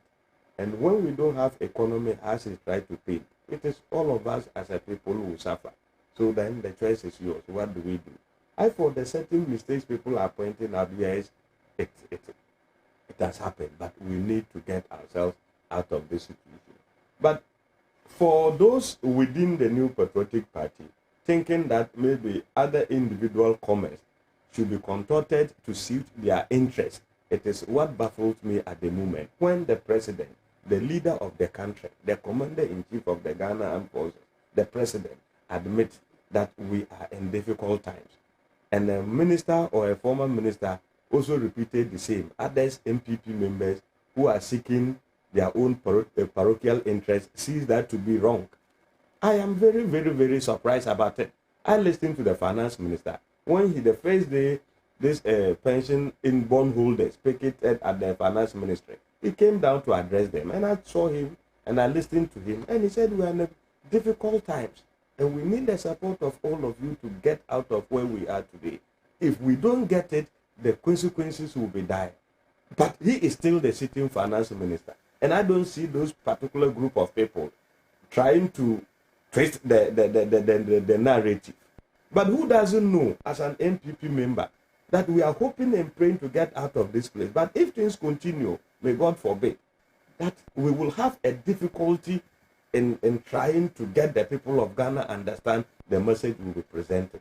So I want to send a caution. We shouldn't be hypocritical. We may have our different interests.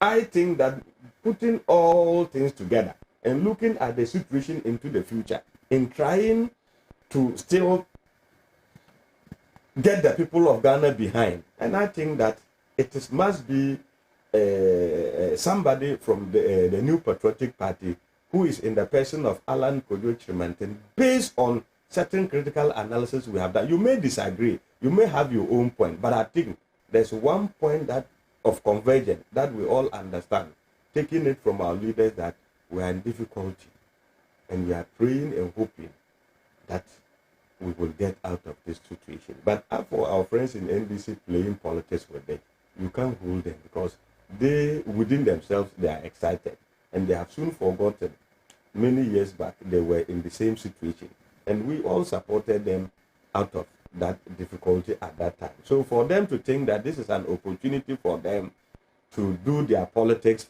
and try to get the people of Ghana behind them, and I think they have to revise their news, because we will certainly get out of this situation, my brother. Yeah. Thank you. Thank you very much, Mujeeb. Before I come to Comrade Mornah, let me do just a few of the messages just sending to us. Habib Bantus is the very first, his comment is the very first I'm going to. It says the president's reshuffle is a shame and nothing but a replacement. Kitty Amon and Stephen Amwa, the Chinese moving man, I wonder. Former CJ, well, does it actually describes Ken Foyata as a wicked, heartless, bond. Just what Ken has done with all the money he borrowed. She said her mouth is ungagged. In short, she's talking to Akufo-Addo. This is in Young Theophilus. It says, Sena, if anything maintained in another country, such characters are the cause of our problem today and what we are today. Okay, so there are several of those when you're branching and trying to go through some of the messages. This one says, how did we get here? That a surgical Dr. Kwame Nkrumah is reduced to a doormat, everyone wiping their feet on just for no kufio. I'll go to Mr. Mornah, and then when he's done, I'll go to some of the messages. Thank you, Sena. I just noted that aside you, we all came in black. Felix was wearing black, Mujeeb wearing black, and myself black. A symbolism of the times in which we find ourselves, that we are indeed that he's been very correct. No, but at least we didn't know. No, don't worry. Just let him make his point. You can react after he But there's white and there's black. Please go ahead. Which says that culture is the new currency. So the symbolism of the times that we find ourselves in, we are indeed is terrible, so much that you have a directionless president whose actions are in amoeba form. And anybody who understands amoeba has no shape.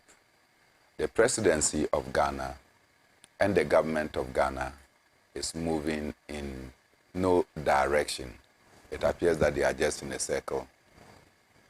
And you cannot be in a circle and expect that you are moving anywhere. Obviously, your first topic has to do with the so-called reshuffle. And I wonder why people call it a reshuffle. It is actually a movement. It is a movement out of office by some of the Akufo-Addo appointees who feel that Akufo-Addo's performance has been that abysmal and that their continuous stay in the Akufo-Addo regime will mean that they will be tagged, if not already tagged, with the negative mentality of the bad governance. To that extent, majority of our people have taken a very serious thing. I recall when COVID-19 emerged, and the economy took a dive. Alan Kojo Nkyeremanteng was called onto a program, the infamous program of Good Evening Ghana. And Kojo Nkyeremanteng defended the record of the government. And when asked, because he was going to run for office, he said that he had to help the government and that his concentration was in helping the government to come out of the sordid economic situation that they have landed us. That was Alan Kojo Nkyeremanteng. Today, have we overcome the sordid economic situation that they landed us into? If not, why has Kojo believed that he needed to help the government to overcome the economic quagmire that we found ourselves in? So for even Mujeeb, who is an ardent follower of Alan Nkyeremanteng, to come and sit here and say that he has hope that they will overcome the economic debacle that we find ourselves in, is to say that you don't even trust in Alan Nkyeremanteng. Because the man realized that they cannot overcome the economic mess that they have created. And that the early he jumps out of this boat, which is sinking or has already sunk, the better he's able to save the situation. So for you to sit in the studio and still expect and express hope, that is very, very worrying. The second point I just wanted to establish is that, look, this issue of comparison of yesteryears and today has reduced politics and politicians to uselessness. Yesteryears, we all criticize a government for not doing good. We joined in complaining about the bad governance that we're experiencing. Today, you have come and your record is at a crescendo. And when we want to pontificate and punctuate,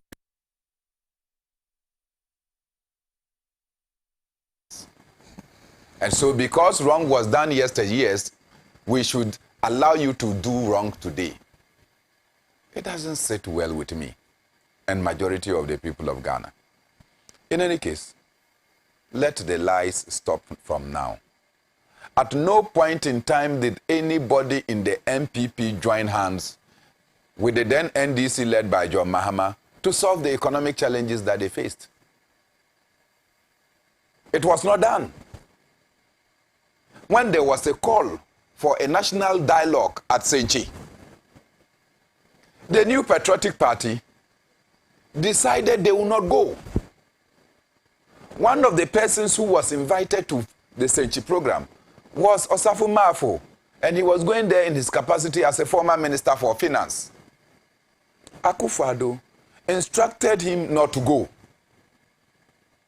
So when did you lend a hand in overcoming the challenges of the yesteryear's regime, that you sit here and say that when they were in the same challenges, you helped them?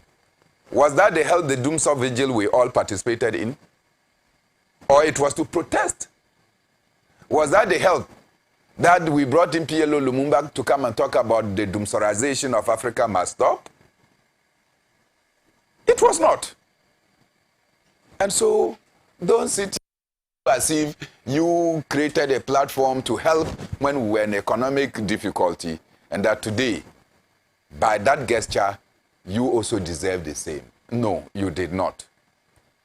And so, if you ship somebody in the Akan language, they say that Aba yedeshi Mujeeb no, and one yedeshi Sena, because me, I'm not part of the people they will whip. Do you understand? So it's obvious that you did not help, and you can't prove that you helped in any way. You were at your criticizing top. You criticized, you lampooned, you ridiculed. You even assumed that the economic challenges of the time, we had an economic meltdown. You don't forget. There was an economic meltdown globally. And when the president said that, look, we are hampered by global phenomenon, now vice president came and said, how? The question was how?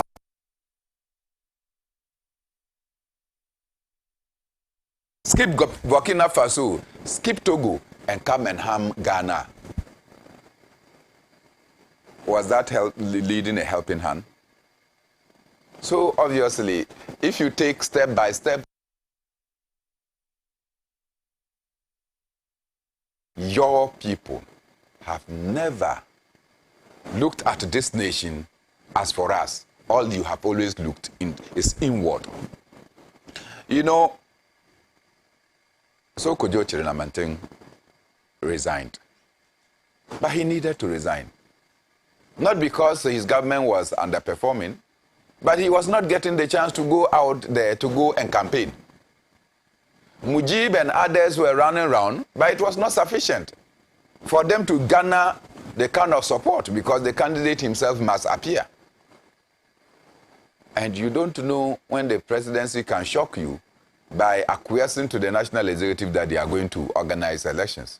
And if they give you 2 months to go and campaign, you as trade minister, you may not have the access to state assets. Because the vice president can go into the presidential jet and go to regions. He can take the military jets and go to places. He can even be accorded helicopter status when he gets to a region, so he can do more than.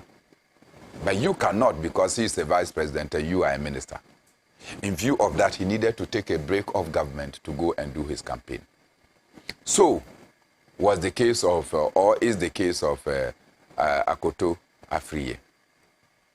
Like Felix said, I don't know why he would ever think that he will even get the nod of his constituents if it was a contest in his constituency alone. But Kojo Chirinamanteng moved. We have been calling for the downsizing of government. And so you have deputy ministers. Fortunately, you have a minister to oversee the works and allowing the deputy minister to perform. You have chief directors, directors of various departments at the Ministry of Trade. So an opportunity to say no.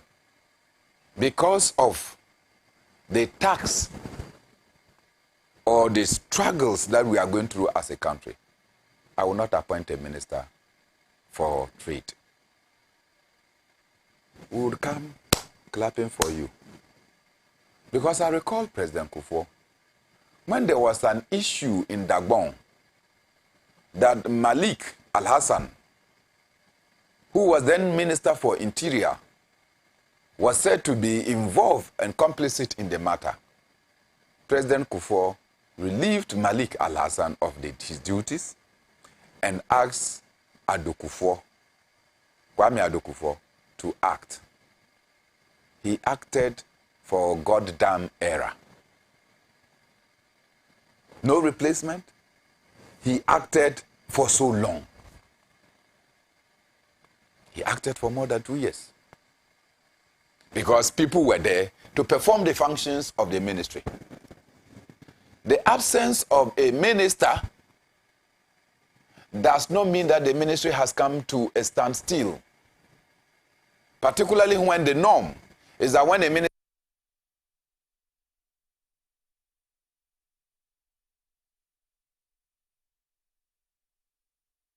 or 3 deputies. You have the chief directors and directors of various. So it is obvious that you did not need any fill-in or a replacement. At a time that you are told that one of the ways and means to cut down expenditure is to downsize. If there is anything at all to indicate, when Ken Ofori-Atta stepped aside in Data Bank did not appoint his replacement. Right? They did not. Because they realized that the work could still go on without a replacement for Ken Ofori-Atta. So if you sacked the Minister of State at the Ministry of Finance, or he claimed he resigned, but we saw the dismissal letter before he said he resigned. Charles Edubuain, do you need to elevate Amin Anta to become a Minister of State at the presidency responsible for finance? Do you need so? You have about 2 deputies at the Ministry of Finance. You have the Minister for Finance. If they are not sufficient to handle finance matters, I don't understand how sufficiency can mean. And so this, if you were not intending to even downsize, but this glorious opportunity presented itself. It presented itself free of charge. So all you needed to do is to not fill them in, and that will count as a natural cut in the size of the government. President Akufo-Addo declined to follow common sense, to allow this to happen. And so we are here, back to the same number. And the theatricals involved in this is what shocks. Katie Hammond, Governor Tahiru Hammond, the man who was showing every sign of weakness as a comedian. When Ken Oforata was brought before the committee responsible for the motion of censure, the man who was taking virtual instructions from Gabi Ochidaku to check into his phone so that he can disrupt proceedings is rewarded for protecting the president's oxygen. Because Ken Oforata appears to be the oxygen for President Akufo-Addo. So for protecting President Akufo-Addo's oxygen, Governor Tahiru Hammond, who by the way says that young people who allow their beards to overgrown, their heads look like coconuts. The man who goes insulting young people is awarded and rewarded the Ministry of Trade of all. Where the Ministry of Trade is not for comedy. This is the same man who can go and sell a drill ship and carry the money in his briefcase. I mean, such level of incompetence. This man said he went and sold drill ship and carried the money. Wow. I feel very broken because it appears that when it comes to this nation, President Akufo-Addo has taken a certain stance that he yearned to be president. He has become president. As to what he wanted to do with the presidency, nobody knows. Today we know. Today we know. Whilst others are brought in to manage situations, Akufo-Addo has been brought in to damage the situation.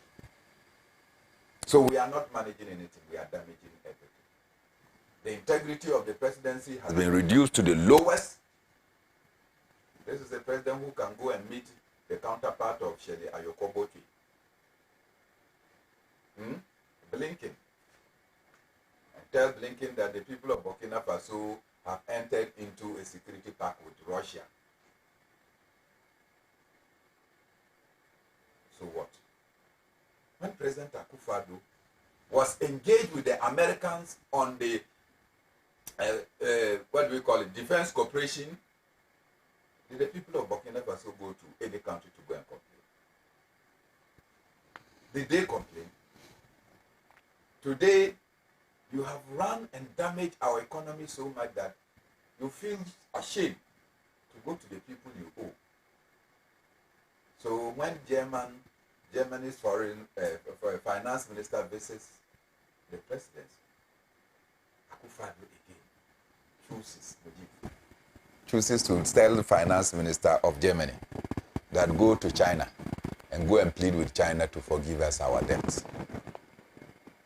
What is this? What is this? You cannot call Xi Jinping.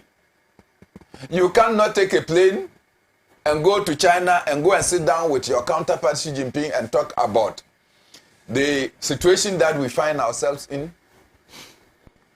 You are asking a finance minister of Germany, Ken Ofurata's counterpart, to go and tell China to accept to cut our debt so that we can be able to survive. Such shameful acts are not elevating the dignity and aura of the presidency. It's sinking that presidency. I just want to say that there was no reshuffle.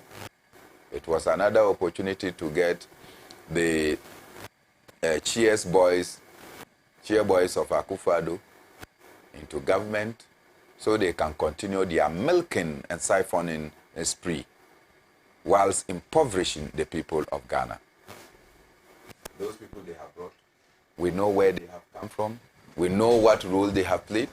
In fact, if you want President Akufo-Addo to find favor with you, the best you can do is to go as insulting and attacking the people that President Akufo-Addo is perceived not to like, and the next day you get an appointment. That is what has happened to K.T. Hammond, and that is what has affected Stephen Amwa and Co. That today they are getting elevated because they defended the indefensible.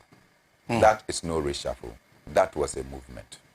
Thank you. Thank you very much. And the movement, as Mornah calls it, means that, like you're saying, Kwabena Tahir Hammond will be the new trade minister. So next time they're having trade negotiations with any other country else in this world, will be led by Kwabena Tahir Hammond. He has 3 deputies because Herbert Krapper was one of the 3 deputies with Beifi and Nanama Dokea Esiamaje. The 3 were the deputies. The president has decided to move Herbert Krapper to the Energy Ministry to go and complete 3 there. So there are 3 deputies at the Energy Ministry too, with Herbert Krapper adding. And then he's moved Dr. Amin Adams to the position of the Minister of State in charge of Finance that Charles Edouboan used to organize. He's created a new ministerial portfolio, Minister of State at the Local Government Ministry, which will be occupied by Honorable Obi Amwa. And Stephen Asamoah enters government as Minister for Chieftaincy and Religious Affairs. After they signed a letter saying that the Minister for Chieftaincy has resigned. Yes. They signed a letter. Signed a letter for him, just the same way they sacked they signed a letter and went and put it before the Deputy MD for NIB and said that he should agree that he has resigned. So in similar fashion, that is what they have done. Anytime they feel, they will just write a resignation letter and publish it and say that you have resigned. So it comes to even you, the so-called resignee, it comes to you as a shock. And in this instance, that is what they have done. The minister who is now recuperating, because he's now recovering, right? When he was terminally ill and could not move, you could go and carry him from hospital bed and bring him to Parliament, intending that he should come and vote. Shameful. Well, Brian Echampo will now be Minister for Agriculture, replace Dr. Usefri Akoto. I will miss that man. But thank God, Stephen Amwa is in government. The Chinese movie thing, I don't know if you can get it, if the producers can get it. Mujeeb is asking about it, so if you can get the one where he was saying that they are doing Chinese. You said whether he was. No, you mentioned Chinese, and I said. You didn't know what it. Have you seen it? I said no. I have you have not seen it. And I was asking you whether you had Chinese movies. So. He said you people are building a school in the Ashanti region where they will start producing Ghanaian Chinese movies, and he was even acting it whilst he was communicating. No. You haven't seen it. I have not seen it. Oh, if you have it, please do show it. But we'll take a break. When we come back, we'll move on to other issues. So we'll take a break. We'll be right back.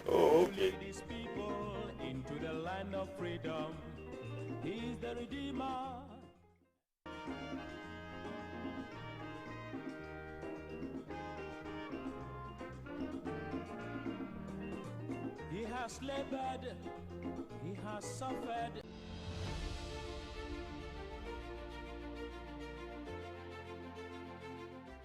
It's also a little bit of a cliche. I mean, we're all used to the James Bond scene, as it were, with all the ambassadors sipping champagne and seeming to do nothing else but dine and sip champagne at receptions. That is not true. That is a misconception of the time and the nature of the work. Diplomacy is not devoid of accountability. Everything that matters in Africa matters to Europe as well. Be it demography, be it economy, be it security, be it culture.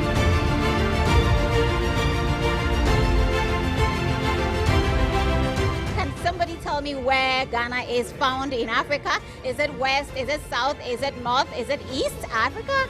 Which one? Any idea? Any idea? It's like on the west. It's like, this is what? I don't get. To the south. It's to the west. To the west. Okay. South American ambassadors represented.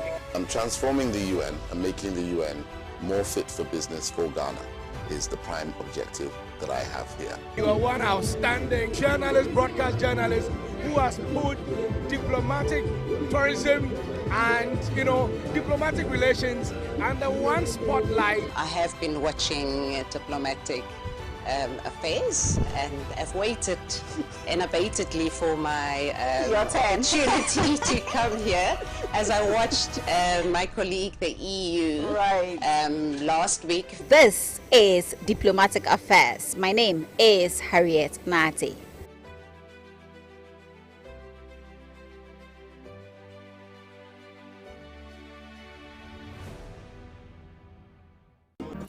Hello. What are you doing Tuesday to Friday, 7:30 to 9 o'clock p.m. every day? You should be watching The Couch. I'll tell you why. On Tuesdays, we talk social issues, lifestyle, health, all those everyday issues that affect us in the big ways. Next Wednesdays are for book reviews.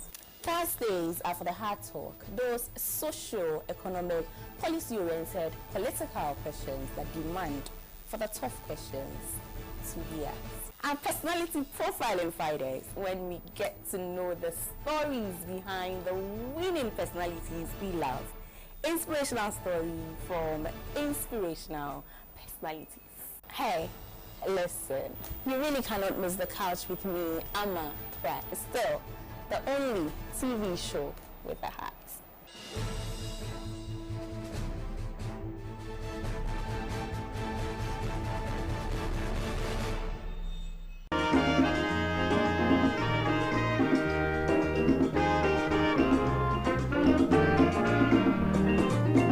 Thank you very much for staying with us on the Mother of All Talk Shows, Alhaji and Alhaji. Of course, we are live from the studios of Pan-African Television.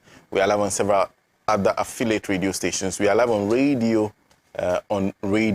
Gold 90.5 FM. Let me go through a few of the messages you're sending to us.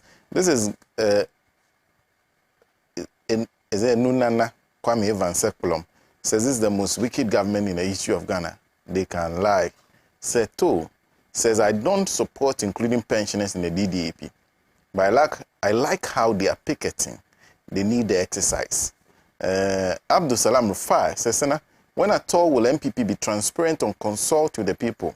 Example, free education, number of ministers, COVID-19 matters, e-levy, oil for gold, COVID testing fee at the airport.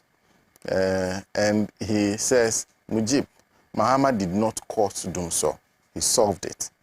Ed Im says, why are you... Okay, Eric Okusapanu is joining us, says, good morning to you and your panelists. Nana Akufo-Addo's cabinet reshuffle was, as usual, a cosmetic window dressing of the issues akin to a music chair dance. There's Patron Solo, who says, who brought the difficulties? It was the MPP led by Akufo-Addo, Bawumia, and Oforieta. There's Dixon Jimmy Gache, who says, what's the MPP man talking about? He should know that Ghanaians are now wide awake. Why is he trying to defend the indefensible? There's Audu Musa. This is the finance minister who called the men's go customers greedy. He is again being insensitive to the aged, including them in the domestic debt exchange program. Suleiman Abdurrahim is joining us from Tamale. Says, if 70 and 80-year-olds are demonstrating in our dear nation about their hard-earned pension money, then we, the youth, will die finish. Haruna Jibril sends his regards to Mujeeb Rahman for such brilliant and wonderful submission this morning. He should continue making us proud. There's Ofosu for Isaac. Says, Sena, okay, said I should let Mujeeb also know that Alhaji and Alhaji is a big platform. Okay. Patrons should, okay. It's difficult to pick out what to read and what not to read. Okay. So I'll move on to the next topic. I'll try and see if I can see this and see what I can read and what I cannot read, so that we move on to the next discussion. And Comrade Benamona just landed, but I'm sure he can go on the second topic for us. On the matter of the comments made by Mr. Alan Kojo Chamanting, who has left government, he's been replaced by Katie Hammond. He says that it is seemingly becoming difficult for the MPP to get a message for 2024 because of the current circumstances. Ms. Comrade Mornah, I want to start with you. Your thoughts on that? Like I already indicated, our nation and the economy has gone so deep,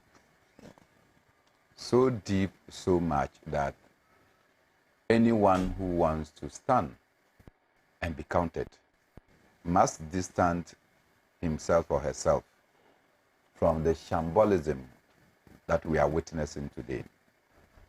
The gravity of the economic mess cannot be subsumed. Look, President Akufo-Addo, ably supported by Alhaji Dr. Mahamudu Bawumia, outlined a certain marking scheme for the progress of our nation. And that marking scheme simply said that in order that we progress as a nation, we need to move away from taxation to production. And that no country under the sun has progressed or developed by taxing its people to prosperity. That is the marking scheme they brought. They went further to say that, look, Ghana was endowed, that we were in money, and that all the money we need to move Ghana to the bliss that we needed, that money was here. So there was no need whatsoever to go a begging or borrowing. Indeed, my brother, Alhaji Mahamudu Bawumia, even said at Kaswa in the run-up to the 2016 campaigns that he had worked at the Bank of Ghana and that he knows that Ghana is in money and that we didn't need to borrow, and that the reckless borrowing of the previous government was the reason for which we were in such economic stress. You can sum up that every other thing will be added to these two great points of their marking scheme. Then God blessed the MPP. They won the 2016 elections. They brought in the personal financial controller of the president, Ken Ofori-Atta, because he manages or damages Akufo-Addo's finances, to come and be responsible for the Ministry of Finance. First day he got there, it was introduction of taxes. That was the day Akufo-Addo should have known that the man has lost the script and that he has deviated from the marking scheme. The first day he got there, he started issuing bonds. At the time you were already complaining that you were inheriting an economy that was over-indebted. So you could not have come and started borrowing, because then it made nonsense of your postulations. But that same day, when he started launching for the bonds, Akufo-Addo and Bawumia should have said, no, you have started on the wrong lane, and therefore the end will not be right. We saw it. We told them that the path you have chosen will not wash. All of a sudden, they told us, no, that was the option to go. And because they would not listen and have put cotton wool in their ears, Ken Ofori-Atta ran us down and down and down the ditch. When things were getting rough, and we turned around and told them that, look, things were getting rough, Ken Ofori-Atta told us that the panacea to our problems as a nation was to introduce an electronic transfer levy, which in my opinion is electronic TV levy. They brought the e-levy. We told them that it was not the option. Even the vice president has stated that it is poor people that engage in the usage of Momo, mobile money platform. And so mobile money should not be taxed. They went ahead and implemented. The reason for which they were implementing the electronic transfer levy was to avoid going to the IMF, according to Kojo Oppong Nkrumah, that the people of Ghana must accept an electronic transfers levy platform, or the government has no option than to go to IMF. Ken Ofori-Atta took the matter to a different level and claimed that they were doing consultations. Moved to Takoradi, Ekoforudua, they moved to Boagatanga, and then they moved to Wa, and then they came to Tamale. When they got to Tamale, at the Aliu Mama Sports Stadium, he said that we are a proud people. We are the shining star of Africa. No matter what anyone says. He was dressed in white like you, except that your down is not white. His too is wearing, his down is black. Yeah, so it's not complete. You should have worn white.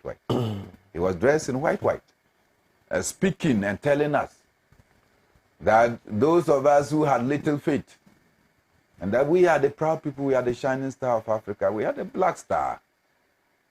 How dare anybody say we should go to the IMF? We will fix our own problems using electronic transfer levies. They forced electronic transfer levies on the truth of the people of Ghana. We protested, though. And our protest was to help Akufo-Addo understand that your Minister for Finance has tombate. He has tombate. Because he's taxing. He has taxed COVID-19. He has taxed sanitation. He is bringing electronic transfers levies. He has brought so many taxes, so much that today they have even increased value-added tax. Something that President Akufo-Addo, you led people into a demonstration and some died. Opposing the introduction of value-added tax, you have the luxury to now come and increase it. Now you pay about 21 to 22% value-added tax. Ken brought all these things. And we're telling you, President, the man is not doing production, he's doing taxation. This is not the marking scheme you gave us. What did President Akufo-Addo do? He went and told us, the man who has flopped, completely in the damaging of our economy, is not managing of our economy. In the damaging of our economy, that the man is a success. So if Ken Ofori-Atta can be called one of the successful ministers, after all this mess,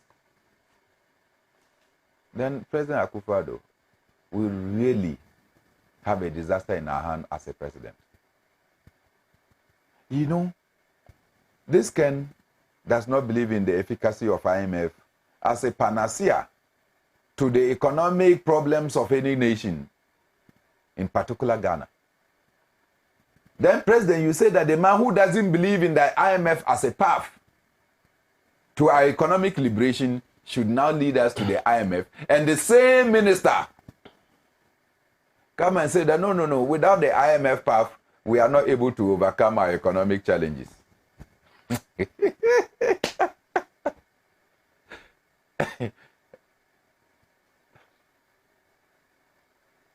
Lewin will say, I can't think far. You understand? I can't really think far. Because if I don't believe in Mujeeb as the way to finding a solution, and I turn around to say that without Mujeeb, we cannot find solution, something is wrong. Something is terribly wrong. So we got into the IMF. And then the IMF said, bring your books and let's see. When they went to look into our books, they realized that the position of our debts as given to them by the Ministry of Finance and Government was far less, and that our situation was worse than. Are they not the same people who told us that the bauxite for infrastructure program was not a loan? The IMF has quantified it as a loan. Are they not the same people that told us that the borrowing, cocoa syndications that Cocoa Board is doing, Cocoa Board is an independent institution and so it's not government? The IMF has added it as the debt of Ghana because Cocoa Board does not operate in vacuum. It is the Ghana government that established Cocoa Board. Are they not the same people who told us that get fund, securitarization of our money, it's not part of our debt? The IMF has come to say, add it, it is part of your debt. Get fund is your creation and you appoint the people that are there. So Mujeeb, all of a sudden, you are suffocating from the depths that you didn't want the people of Ghana to know. The IMF has compelled you. You refuse to take local wisdom. You will take it from an outsider. And that is the economic mess that we find ourselves in. So these challenges has made life worse for anybody. Nobody wants to invest his money in an economy that you cannot predict. Nobody wants to bring any money to the government because you cannot predict what is going to happen. And for the first time since the creation of the country called Ghana, this is the first time that government is defaulting in the payment of bonds for both domestic and foreign owners. First time. That is the record that MPP will die with. For the first time. Even in the famine days, where there was bushfires, and Ghana was reduced to nothing because we did not even have food to eat, we were not reduced to this level of uselessness as a nation. Today, look at where you have brought us. So, Alan Chirimanten comes to say, I am the one who wants to succeed the leadership of the new patriotic party. I've started my campaign of familiarization tour with the party on the ground. It is difficult to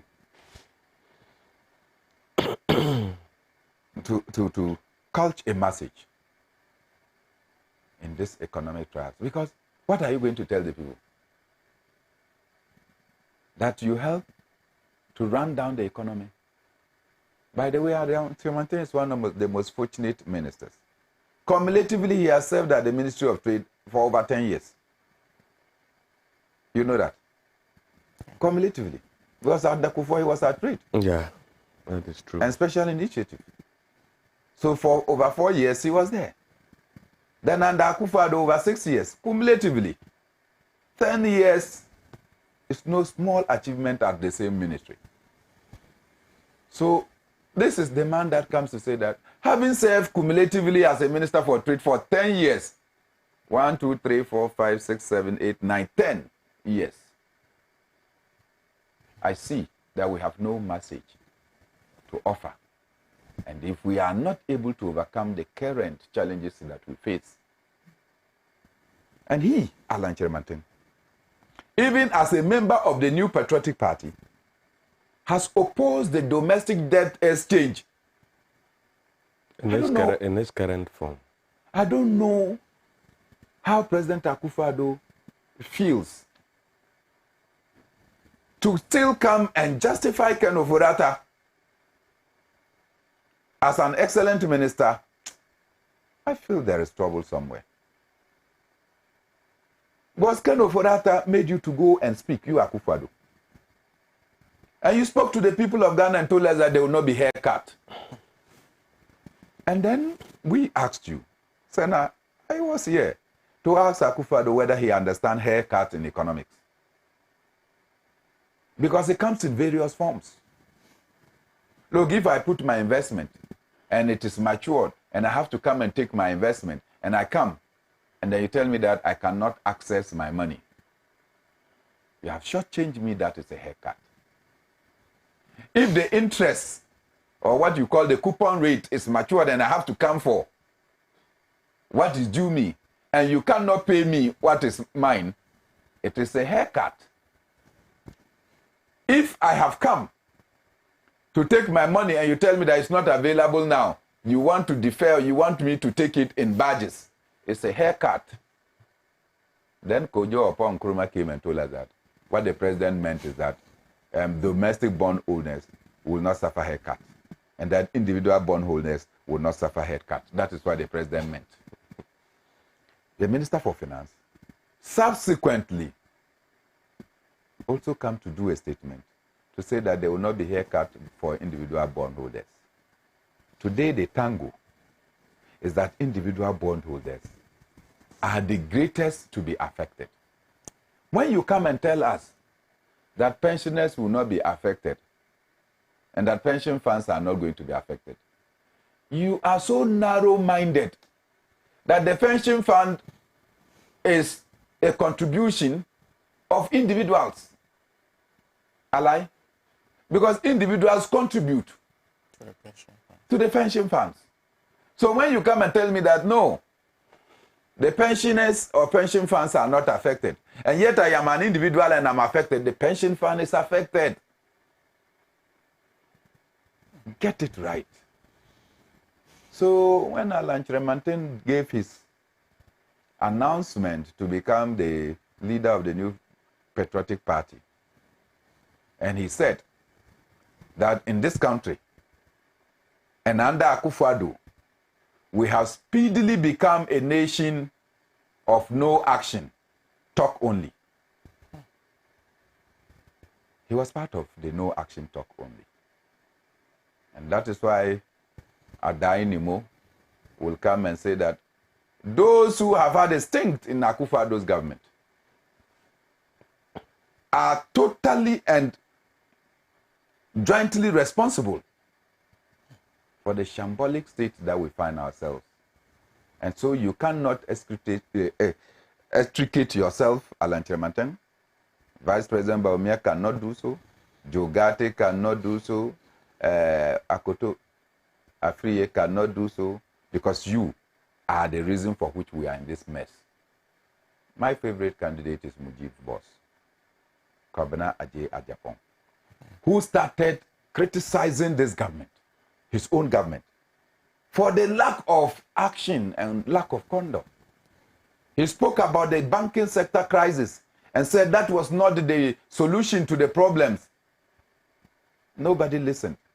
So today, if Alhaji Alhaji cannot find a suitable campaign message because of the mess that the nation has caused, question is, now who caused them?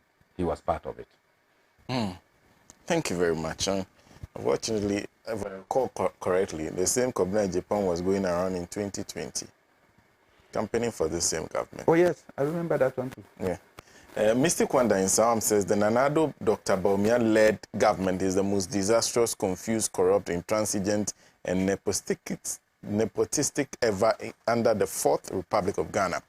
We're in this precarious economic situation because of reckless borrowing, extravagant expenditure, corruption, and incompetence by the treacherous, clueless, insensitive Nanado Dr. Bawumia-led government. Never again to this wicked nation wreckers.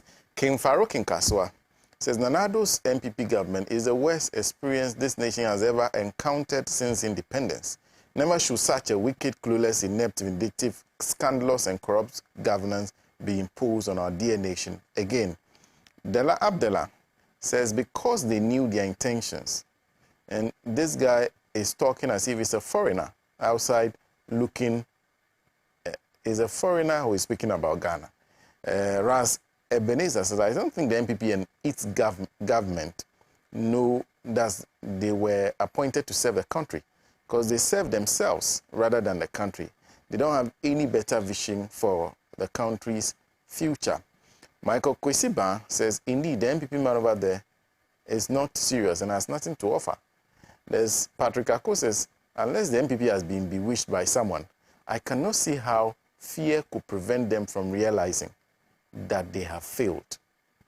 This is Sapi Agbo says, it's really frustrating to listen to MPP communicators when they are put in their place by well-versed persons like Felix. There's several others, which is Abdul Salam Rufai. Okay, I think I've gone through Abdul Salam Rufai. Let me read the ones that are coming in currently on our Facebook handle. Charles Thompson says, this is what happens when critical and analytical thinkers have been sidelined. There's Musa Abatwa, who says, in the history of Ghana, we've never seen a wicked and heartless government like a Kufuor and Bawumia's administration. The more Ghanaians cried, the more they unleashed hardship on citizens. Today, former Chief Justice Ofosu Akufo couldn't hide her frustration and describe government as insensitive and disrespectful towards addressing issues of pensioners. Oh Lord, have mercy on us because the Kufuor is killing us economically. There's Patrick Ako says, my brother Bernard, if the examiner has bad marking scheme, the deviating student is his hero. Sanguine Laland says, every man makes a mistake in life, but you can only be back on track to fulfill positive change if you're truthful to yourself by accepting that you have messed up. Take responsibility. That's how you model your thinking and thoughts to achieve from your mistakes.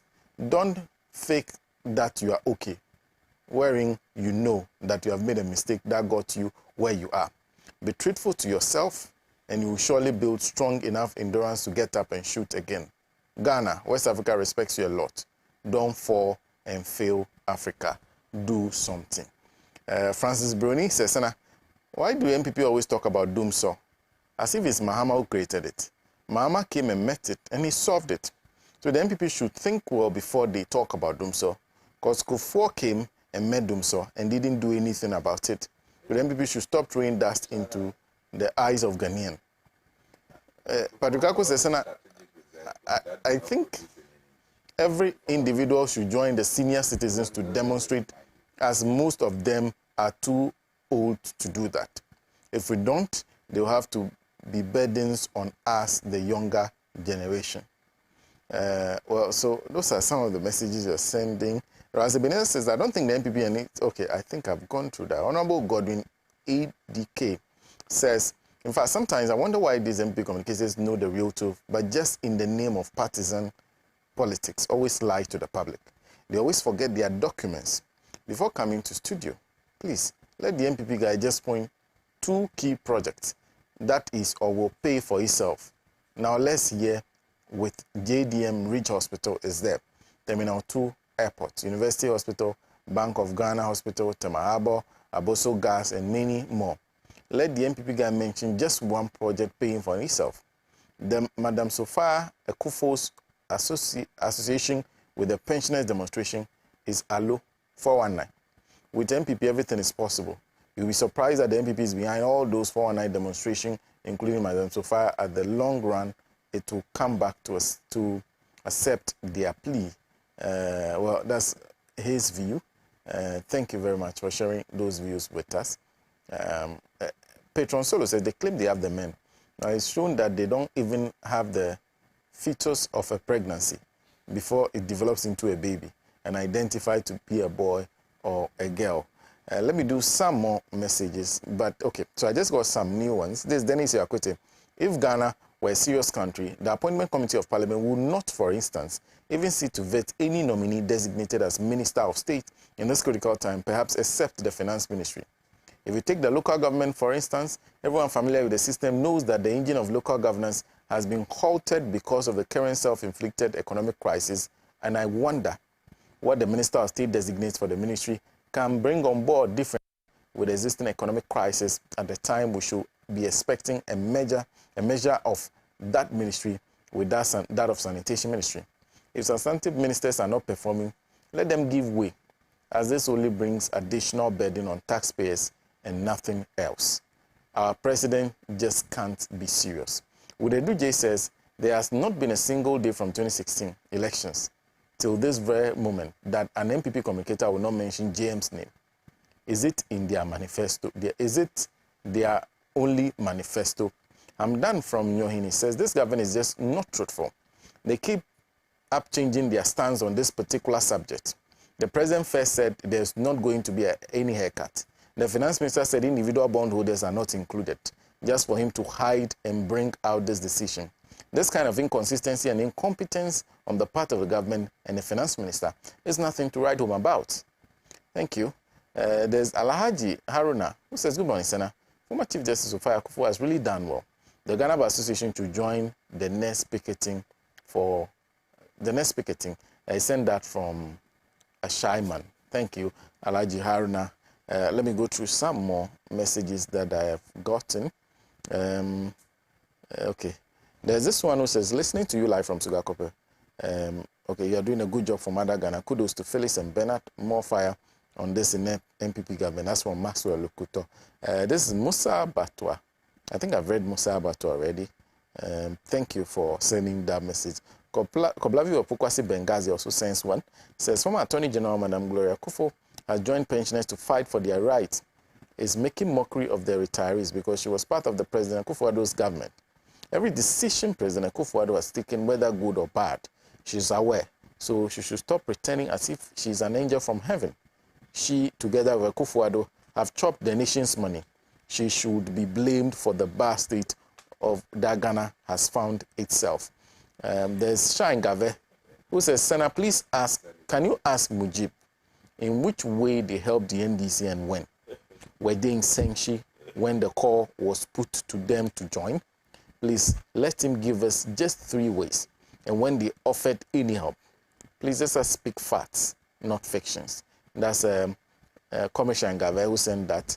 Davi Sena says, Sena, I heard yesterday that the gold for oil deal is a very huge component of the government's Ijapa deal. And this call for further scrutiny of the deal by Ghanaians. She sent that one. Thank you. This is, okay. Well, this is my uncle who is listening. Says I should tell Mujeeb to listen to wisdom from Kwakye and Bernard. Well, that's my uncle. This one is from Abbas Amogobo Offenso. Says, good morning. Ghanaians were cheated into voting for this wicked and sacrosanct Akufo-Addo Bawumia and Kenoforiata administration. They have stolen every peswa onto their chest. That's why Akufo-Addo feels reluctant to reshuffle him. They have taken the country into a ditch. More suffering should be anticipated. Thank you for that message. Okay, I don't know whether I'm supposed to read this. This is quite lengthy, but thank you for sending those messages in. So as and when more come in, I'll go through them. That's Tafai Namahia. Sena, I was shocked to see Sophia Akufo also demonstrating against her own friends. So this shows what goes around also comes around. Mujeeb, we have been watching your boss talk about the difficulties confronting. What do you say? I think you have the video. Maybe if you play. Oh, we played it from the beginning. But I think you didn't say it. No, I didn't. You have not seen it. I hadn't come, but then. Oh, okay. This so morning, because we played it from the beginning before the show, yeah. Oh, okay, yes. okay. But I'm sure you've watched it. Yeah, so. but I was even there. But if we're there, exactly because it is being said that it has been taken out of context. What did he say? It is taken out of context. It's just like what we are all talking.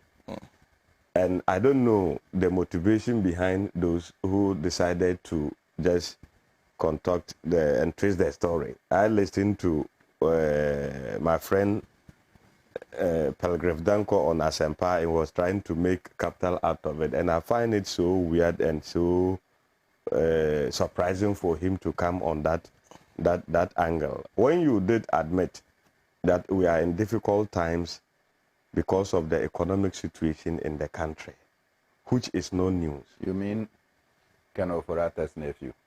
Yes, that is nephew, but that is it. So it's a public knowledge, and I don't think that where we are now we should be like trying to just hide or massage things when efforts have been put in place to get the country out of where we are at the moment. So if we listen to the video, what Honorable Alan John Kojo Chimantin said, it is not different from what other members in government or leading members of the party are saying. I even said some this morning when Felix finished, and I did admit that the president admitted we are in difficult time. Even recently, the finance minister commented. So what is so? So who doesn't know, as a new patriotic party member, that we are not happy with the situation we found ourselves at the moment? And we are praying and hoping that 1 year, 10 months is enough for a lot of things to change positively and impact positively on the life of the people of Ghana. So just like this, all these programs that are being put in place, if the economic takes shape and we are able to get things in their right order, a lot of the programs can change, and even brought it forward where people have 5 years or 10 years to get their bonds and their interest can be brought forward. It's all about getting the economy back on track. So who doesn't know, as an MPP member or even the ordinary Ghanaian, that perish the thought, if things continue this way, because whoever emerged as the leader of the party, which I am very convinced that it will be Alan John Kojo Chimantin, who have to also recourse the achievement of Nana Addo Dankwa Akufo-Addo government. There's no way you can campaign without mentioning what we have achieved. So, but if things continue this way, maybe it may be, if you listen to the message, he didn't say it will be difficult. It may be difficult in crafting a message and getting Ghanaians to really buy into the message. But that one, okay, what about if by the close of the year things have changed and we have gotten economy back on track and things are flourishing? We will have a very message and tell the people of Ghana. So what is so weird, or what is so anyway, but you can understand them because it's a threat. They know when he hits the ground, the love the people, the delegates are showing him, maybe that send a shivers to his opponents, and they want whatever it is, they want to go after him and try to change. So I am not surprised, and I know most of these fabrications will come as we move along the line. But at least as people, we are not deceiving ourselves. And knowing his credibility and his long time who he is, certain times you need to be very factual and truthful to the people that you are leading, especially when the president admitted. So who am I to come and say things are well and things are rosy? I'm also a Ghanaian with a family, and I have people, I have friends, even in NDC, I have friends who are not even doing politics, but they are also part of this country, and their interests and future should be protected. So when we meet, we all admit, we all confer and talk about what is happening in the country. So we shouldn't be hypocritical as a group of people. No matter the case, at the end of the premise, we will all come together and try to prosecute the 2024 campaign. So those who think that what the Honorable Alan said, they can use it to just dirty him or just muddy him, and I think that they have to revise their notes. But this is a man who has helped. If you, just like my brother said, you go and take his track records as a trade minister, and I think that we would have wished he has done extremely well and performed in his area. So, but he can't, and he's also not saying that he has delinking himself from government. All his public commentary, all the interviews that he has granted, you don't see him saying that, oh, yes, of course, as a human being, as you may have different view of what certain things are done, but you are not the final person. You are working and you have the president. So whatever the president wants, carry the day. So, and this is not the first time. Let me refresh our mind with this. Former President Kufuor, in one of his interviews, said even him at that time as the president of the republic, when he proposed that he wants to take Ghana to HEPIC, there are certain cabinet ministers of his administration who disagree with him, who didn't want Ghana to go to HEPIC. But he stood firm and took the country. So his cabinet was divided. That is, so imagine if he wasn't the president and he was a cabinet minister. So maybe those who disagree with him, if one of them was the president, it means that right from day one, that policy would have been shut down. And we are working to the president to help him succeed. So if the president disagrees, what do you do? I hope you are getting the argument. So basically, I think that he's not delinking himself, but people should also be very factual and very candid to ourselves. And I know, and I can sit here and say it confidently, that no any true MPP member wish that we should be where we are at the moment. And we are praying and hoping and supporting the administration of the president to get all these things done for us to secure the IMF bailout, and things will begin to put things in their right positions and get the economy back on track. And let's stop the hypocritical. So I'm very happy you played the video, and anybody who listened to him and can do analysis, you understand and know that that is not exactly what he meant. But he did indicate that looking at the situation now, if it were today, we will find it difficult in getting the people of Ghana on our side. But we hope that things will get better. But it doesn't mean that since 2007 up to now, government have not achieved some success. The government have achieved some success. But you know, the media and the people, whatever you have done, when one mistake happened, that is where people will highlight. So this, and especially with the economy, which has to do with the people's living conditions, that is very, very important. And that is what that we are worried, and everybody is now talking about the economy, especially when people had earned savings that they have put in government bond has to be sacrificed in this way. So we all agree. So let's don't just, as the New Patriotic Party family, it is too early for us to try to pull down and destroy ourselves.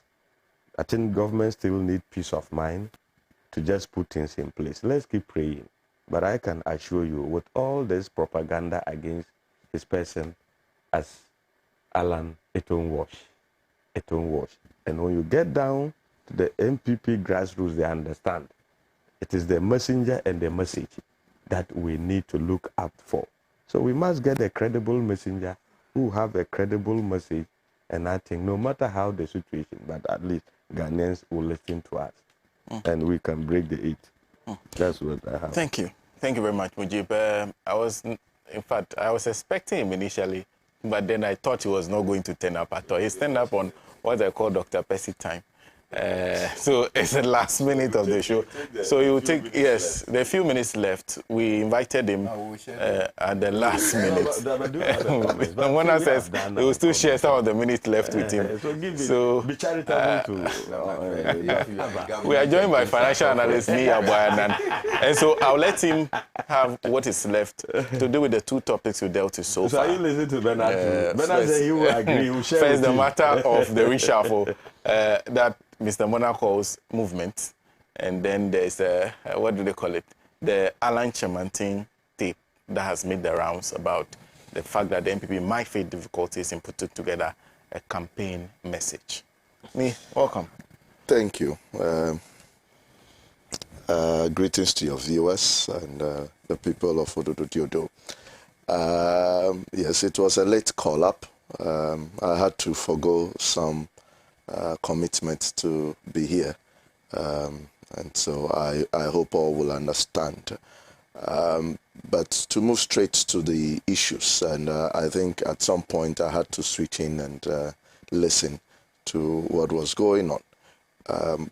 Clearly, this is a government that came in with a lot of goodwill. At a backdrop of when this nation was recovering, we would say, from some sort of downturn. Right from 2014, 2015, where we had challenges and all that. Inflation by 2016 had been lowered to about 17%.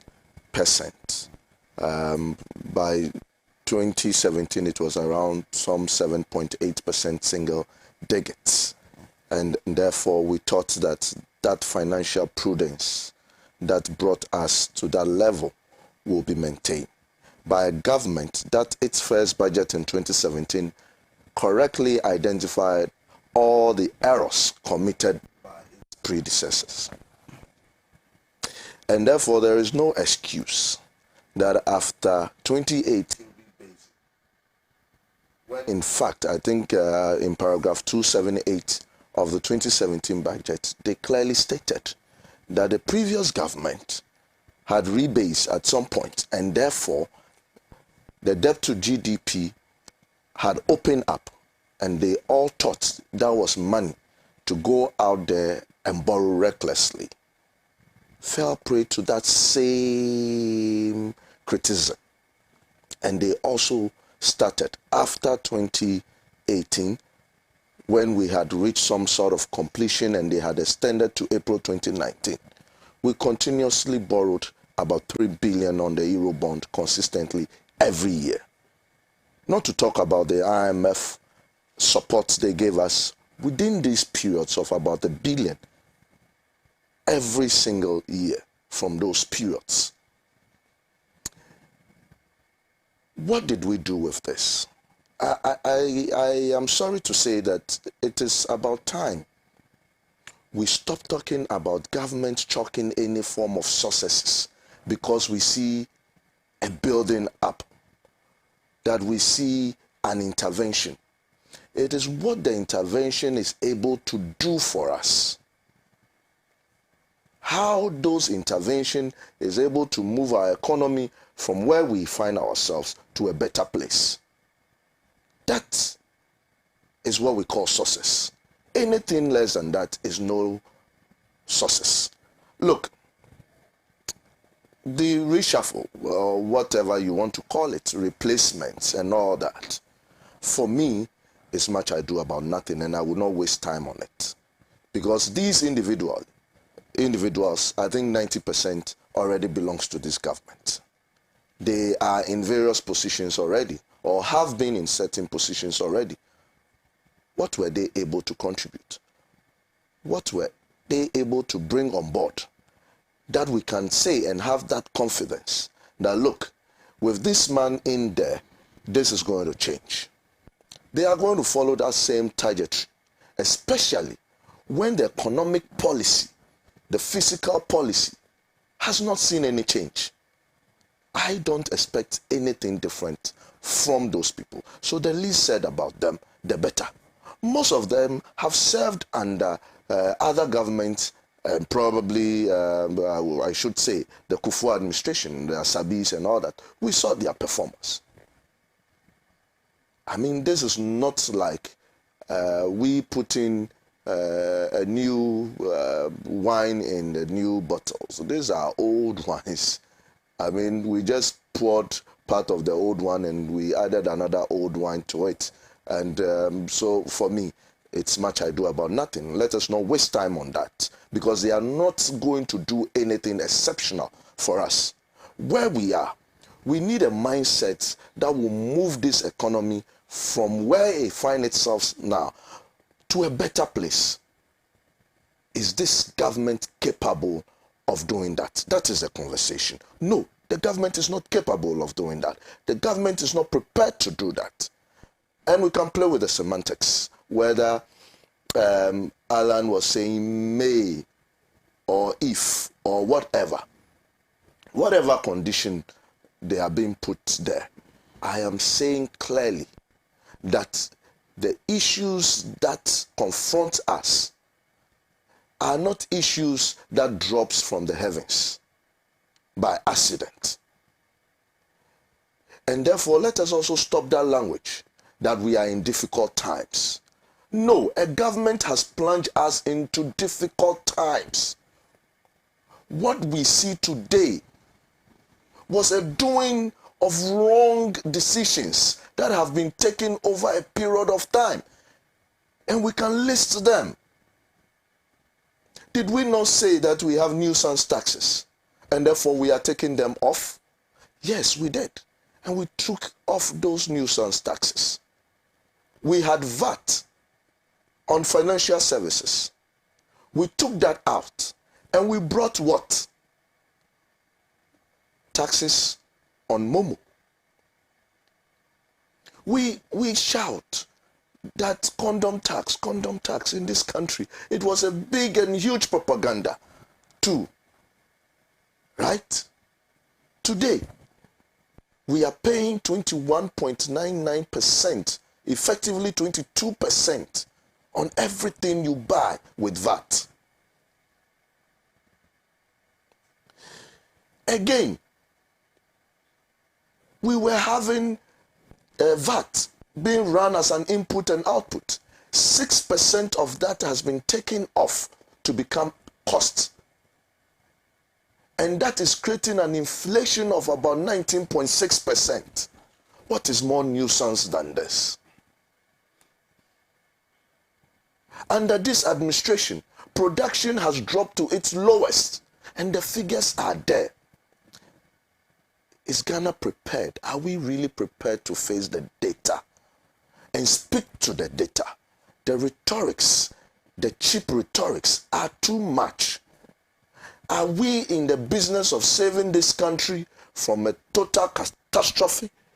Or we just want to watch things to further deteriorate from where it is? That is where we are.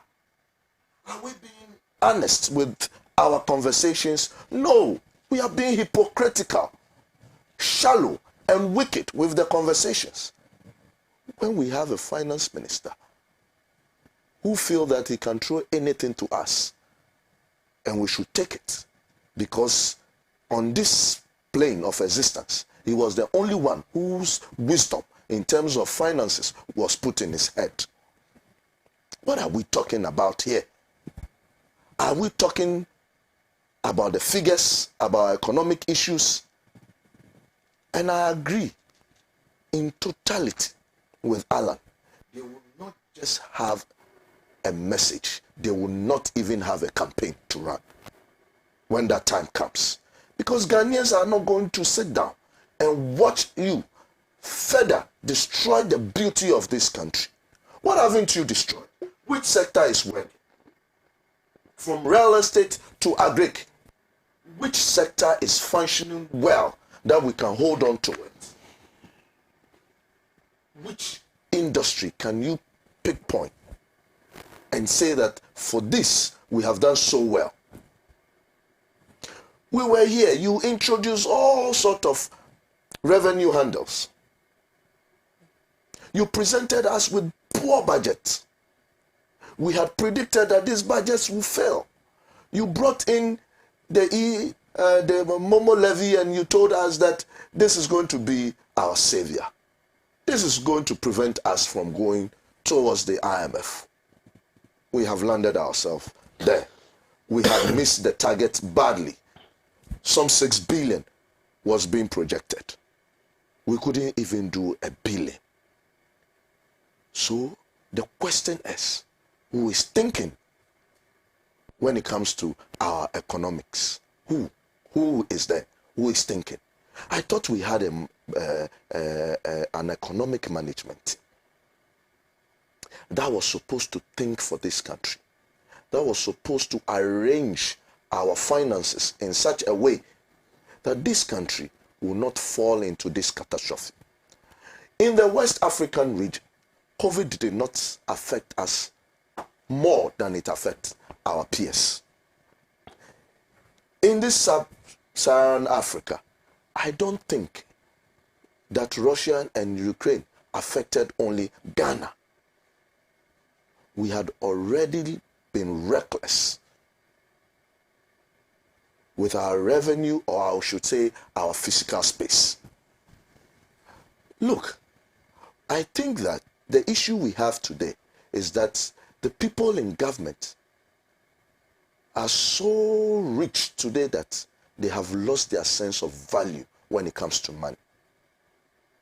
22 billion is nothing for this country. COVID hit when we had 22 billion sitting down for us. 3 billion Eurobond. We rushed quickly to get another 1 billion from the IMF, making it 4 billion. We went around, pick everything we thought we could lay our hands on. And where did we invest all this money into? Is it into the health of the Ghanaian? Is it to protect the Ghanaian life? No. 80% of all this money was recklessly spent. Not in any productive sectors. But it was all dumped into an endless pit that today we cannot even locate how recovery or payback looks like. Sena, let us take away the usual discussions of, oh, the government is trying, the government have done this. We put this government in there for one and a singular purpose, to bring a good, healthy economy to the Ghanaian people, that we can go about our business and ensure that with hard work of the Ghanaian, we make enough returns to go home, look after our families, and create a nation we can call great. This government had failed on every front. And the simplest thing is to recognize failure. But they have failed to even recognize that they have failed. And that is the crux of the issue. What Alan has said must be re-emphasized, that the NPP, come 2024, will not just have a message, but they will not even have a campaign to run, because there will be nothing to run on. And that is the simpler truth that they themselves must acknowledge. They ought to be truthful. And therefore, if Alan is trying to be a bit truthful to us, those who speaks for Alan and the MPP, I thought should have aided him further to do that. But if they will come and be talking about what he said and did not say, the simple question to ask is, what are they going to run their campaign on? That they have lowered inflation, that today the Ghanaian can afford the things he used to afford, that today you can go to your bank at ease and raise credit. Which aspect of this economy has performed well that we need to give them a handshake on that? I just want to know one single area that has performed. Because there is none. Yet month in and month out, we are paying a large population of people called government machinery to do what for us? To think for us, or to plunge us into more difficulties? That is where we are. That is what we are talking about. This goes to the heart of every Ghanaian. This affects every Ghanaian home. Where we find ourselves today affects even those who call themselves rich.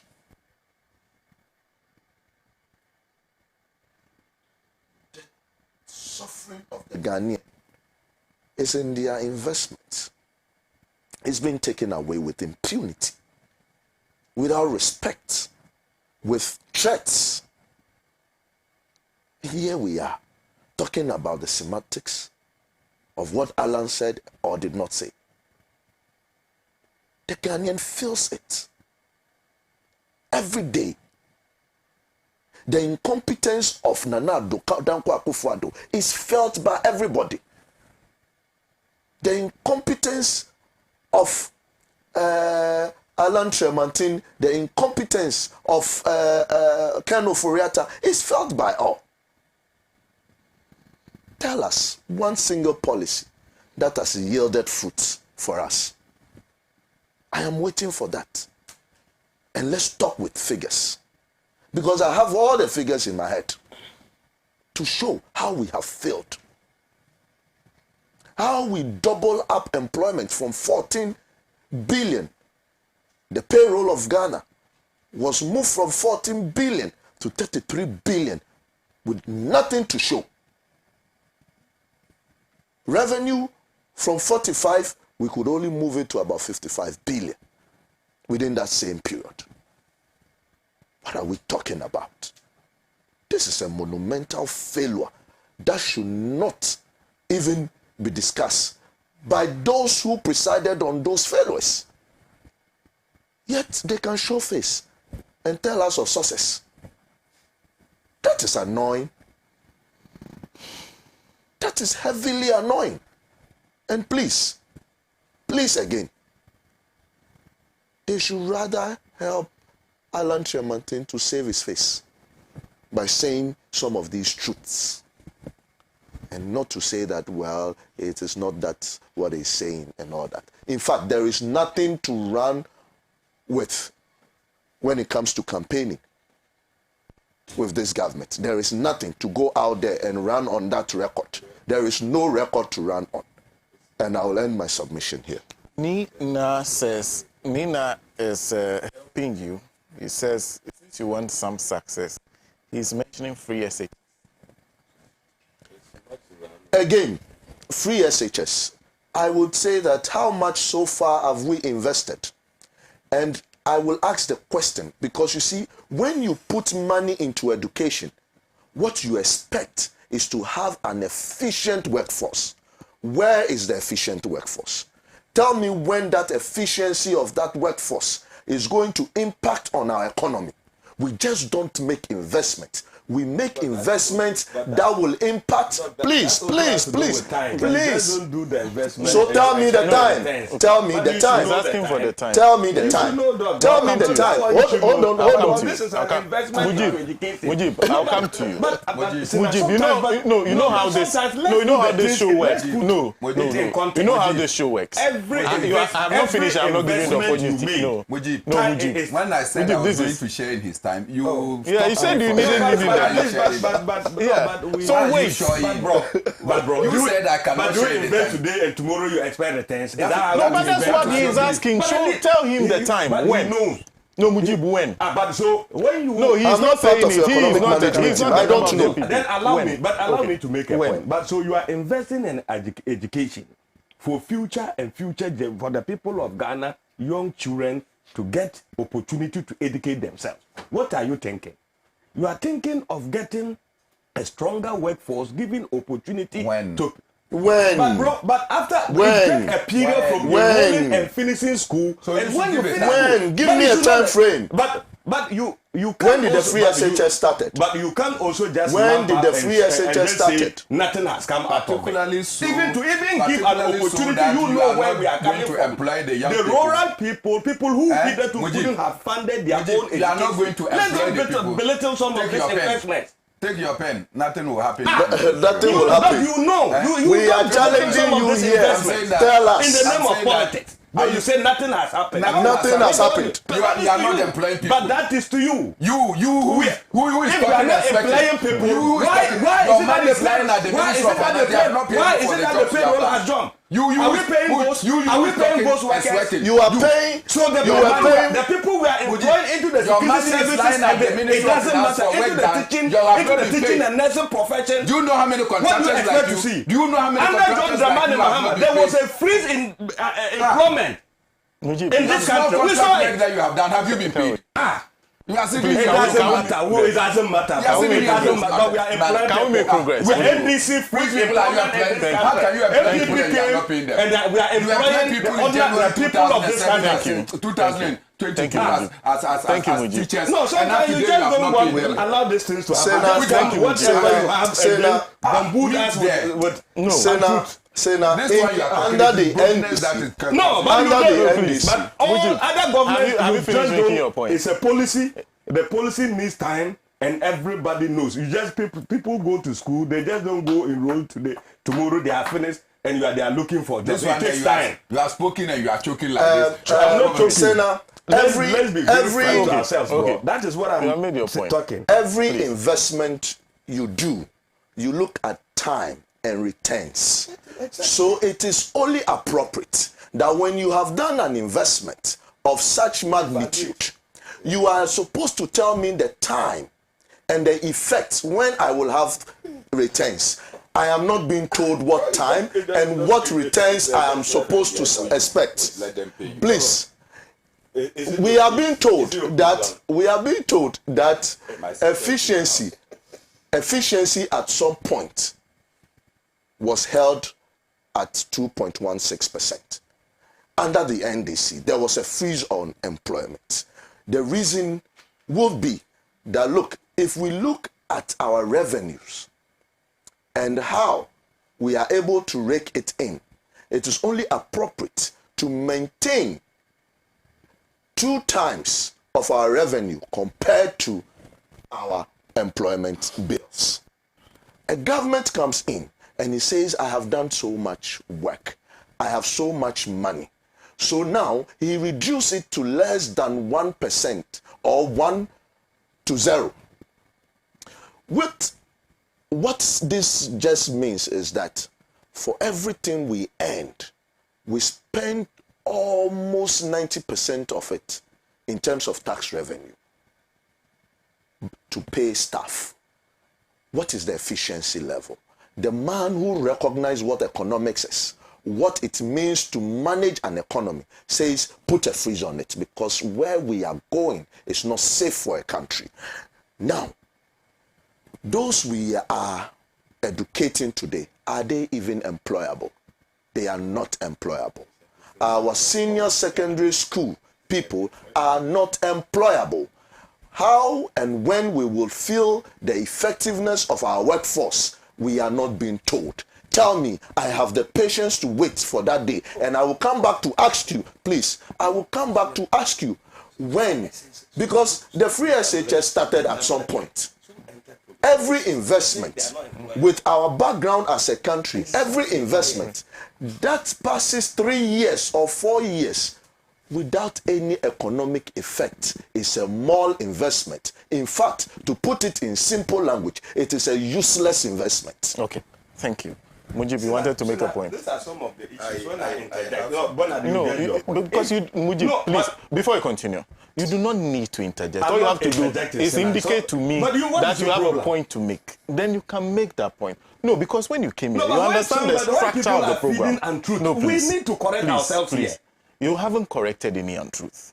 To be very frank. So if somebody finishes SSS, you are calling the person unemployable. They are asking you may have a point of talking about skills training. But we have in this country, we saw people who finished SSS and they have been enrolled into the Ghana Armed Forces. They have been enrolled into the police service. They have been enrolled into national fire service, etc., etc., and other areas. So why do you come to tell us that they are not dependent on the choice of the person? The person may want to truncate at that level, get into this issue, and others will want to still continue to acquire more skills.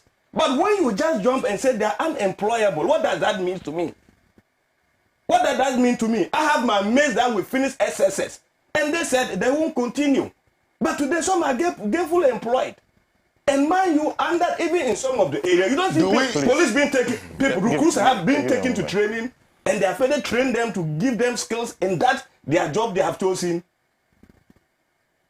So how do you lump and say they are unemployable? As if the investment is waste because of politics. That is not how I was trained, and I know it's not fake, it's no waste.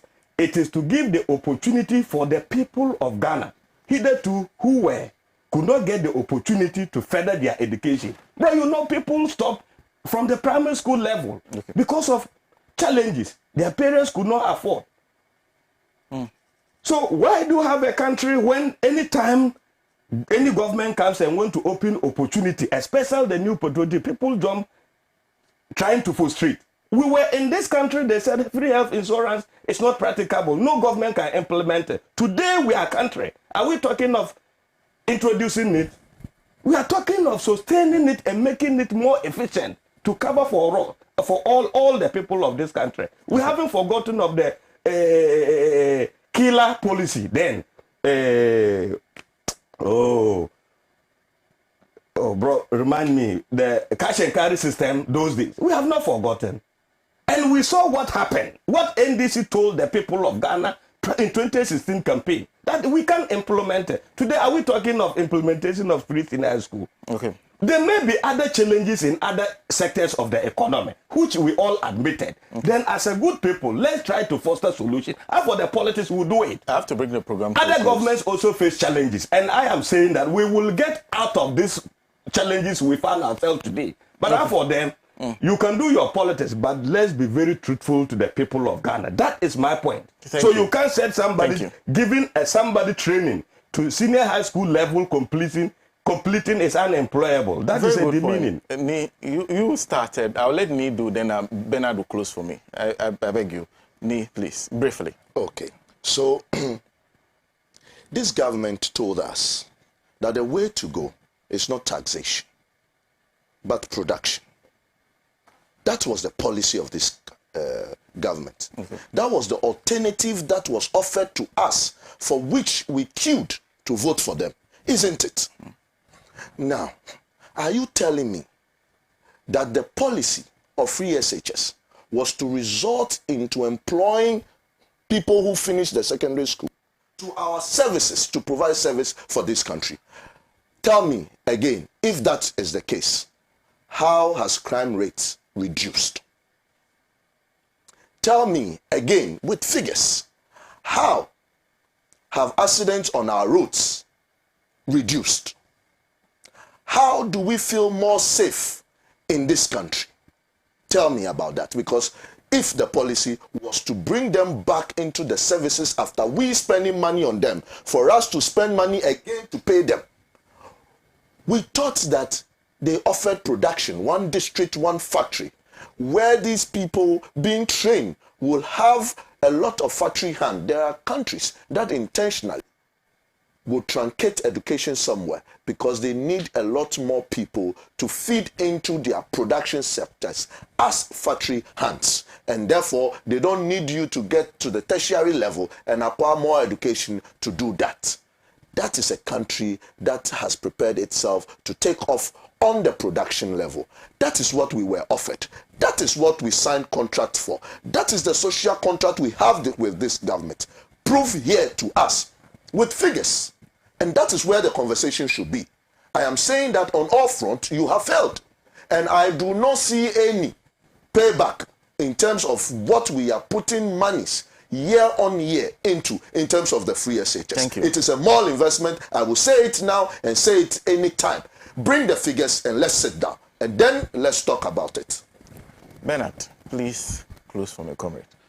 Well, I don't know why anyone will distance yourself from doing politics. So I will do the politics that I want to do. And let Mujeeb do the religion that he came here to do. Because we came here invited on the basis of our political activism and by extension our political belonging. To come and sit here and say that somebody is doing politics and you are doing religion, keep your religion and let us do our politics. Secondly... So do your politics. I will come inside. Can you permit it? Secondly, we're talking about the challenges that has bedeviled this nation. That the person you are campaigning for to come and lead a new patriotic party, and if God permits, maybe in 2045, the person could become president. You are here and the person is lamenting about the fact of lack of message because of the way President Akufo-Addo and his relatives has run down, including he, who was part of the government, has messed up and mesmerized the people of Ghana, that to catch a message into election 2024 is cumbersome.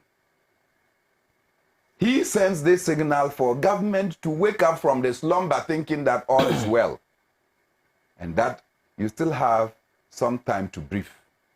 Work to plug the loopholes so that we can see if we can craft a message for election 20.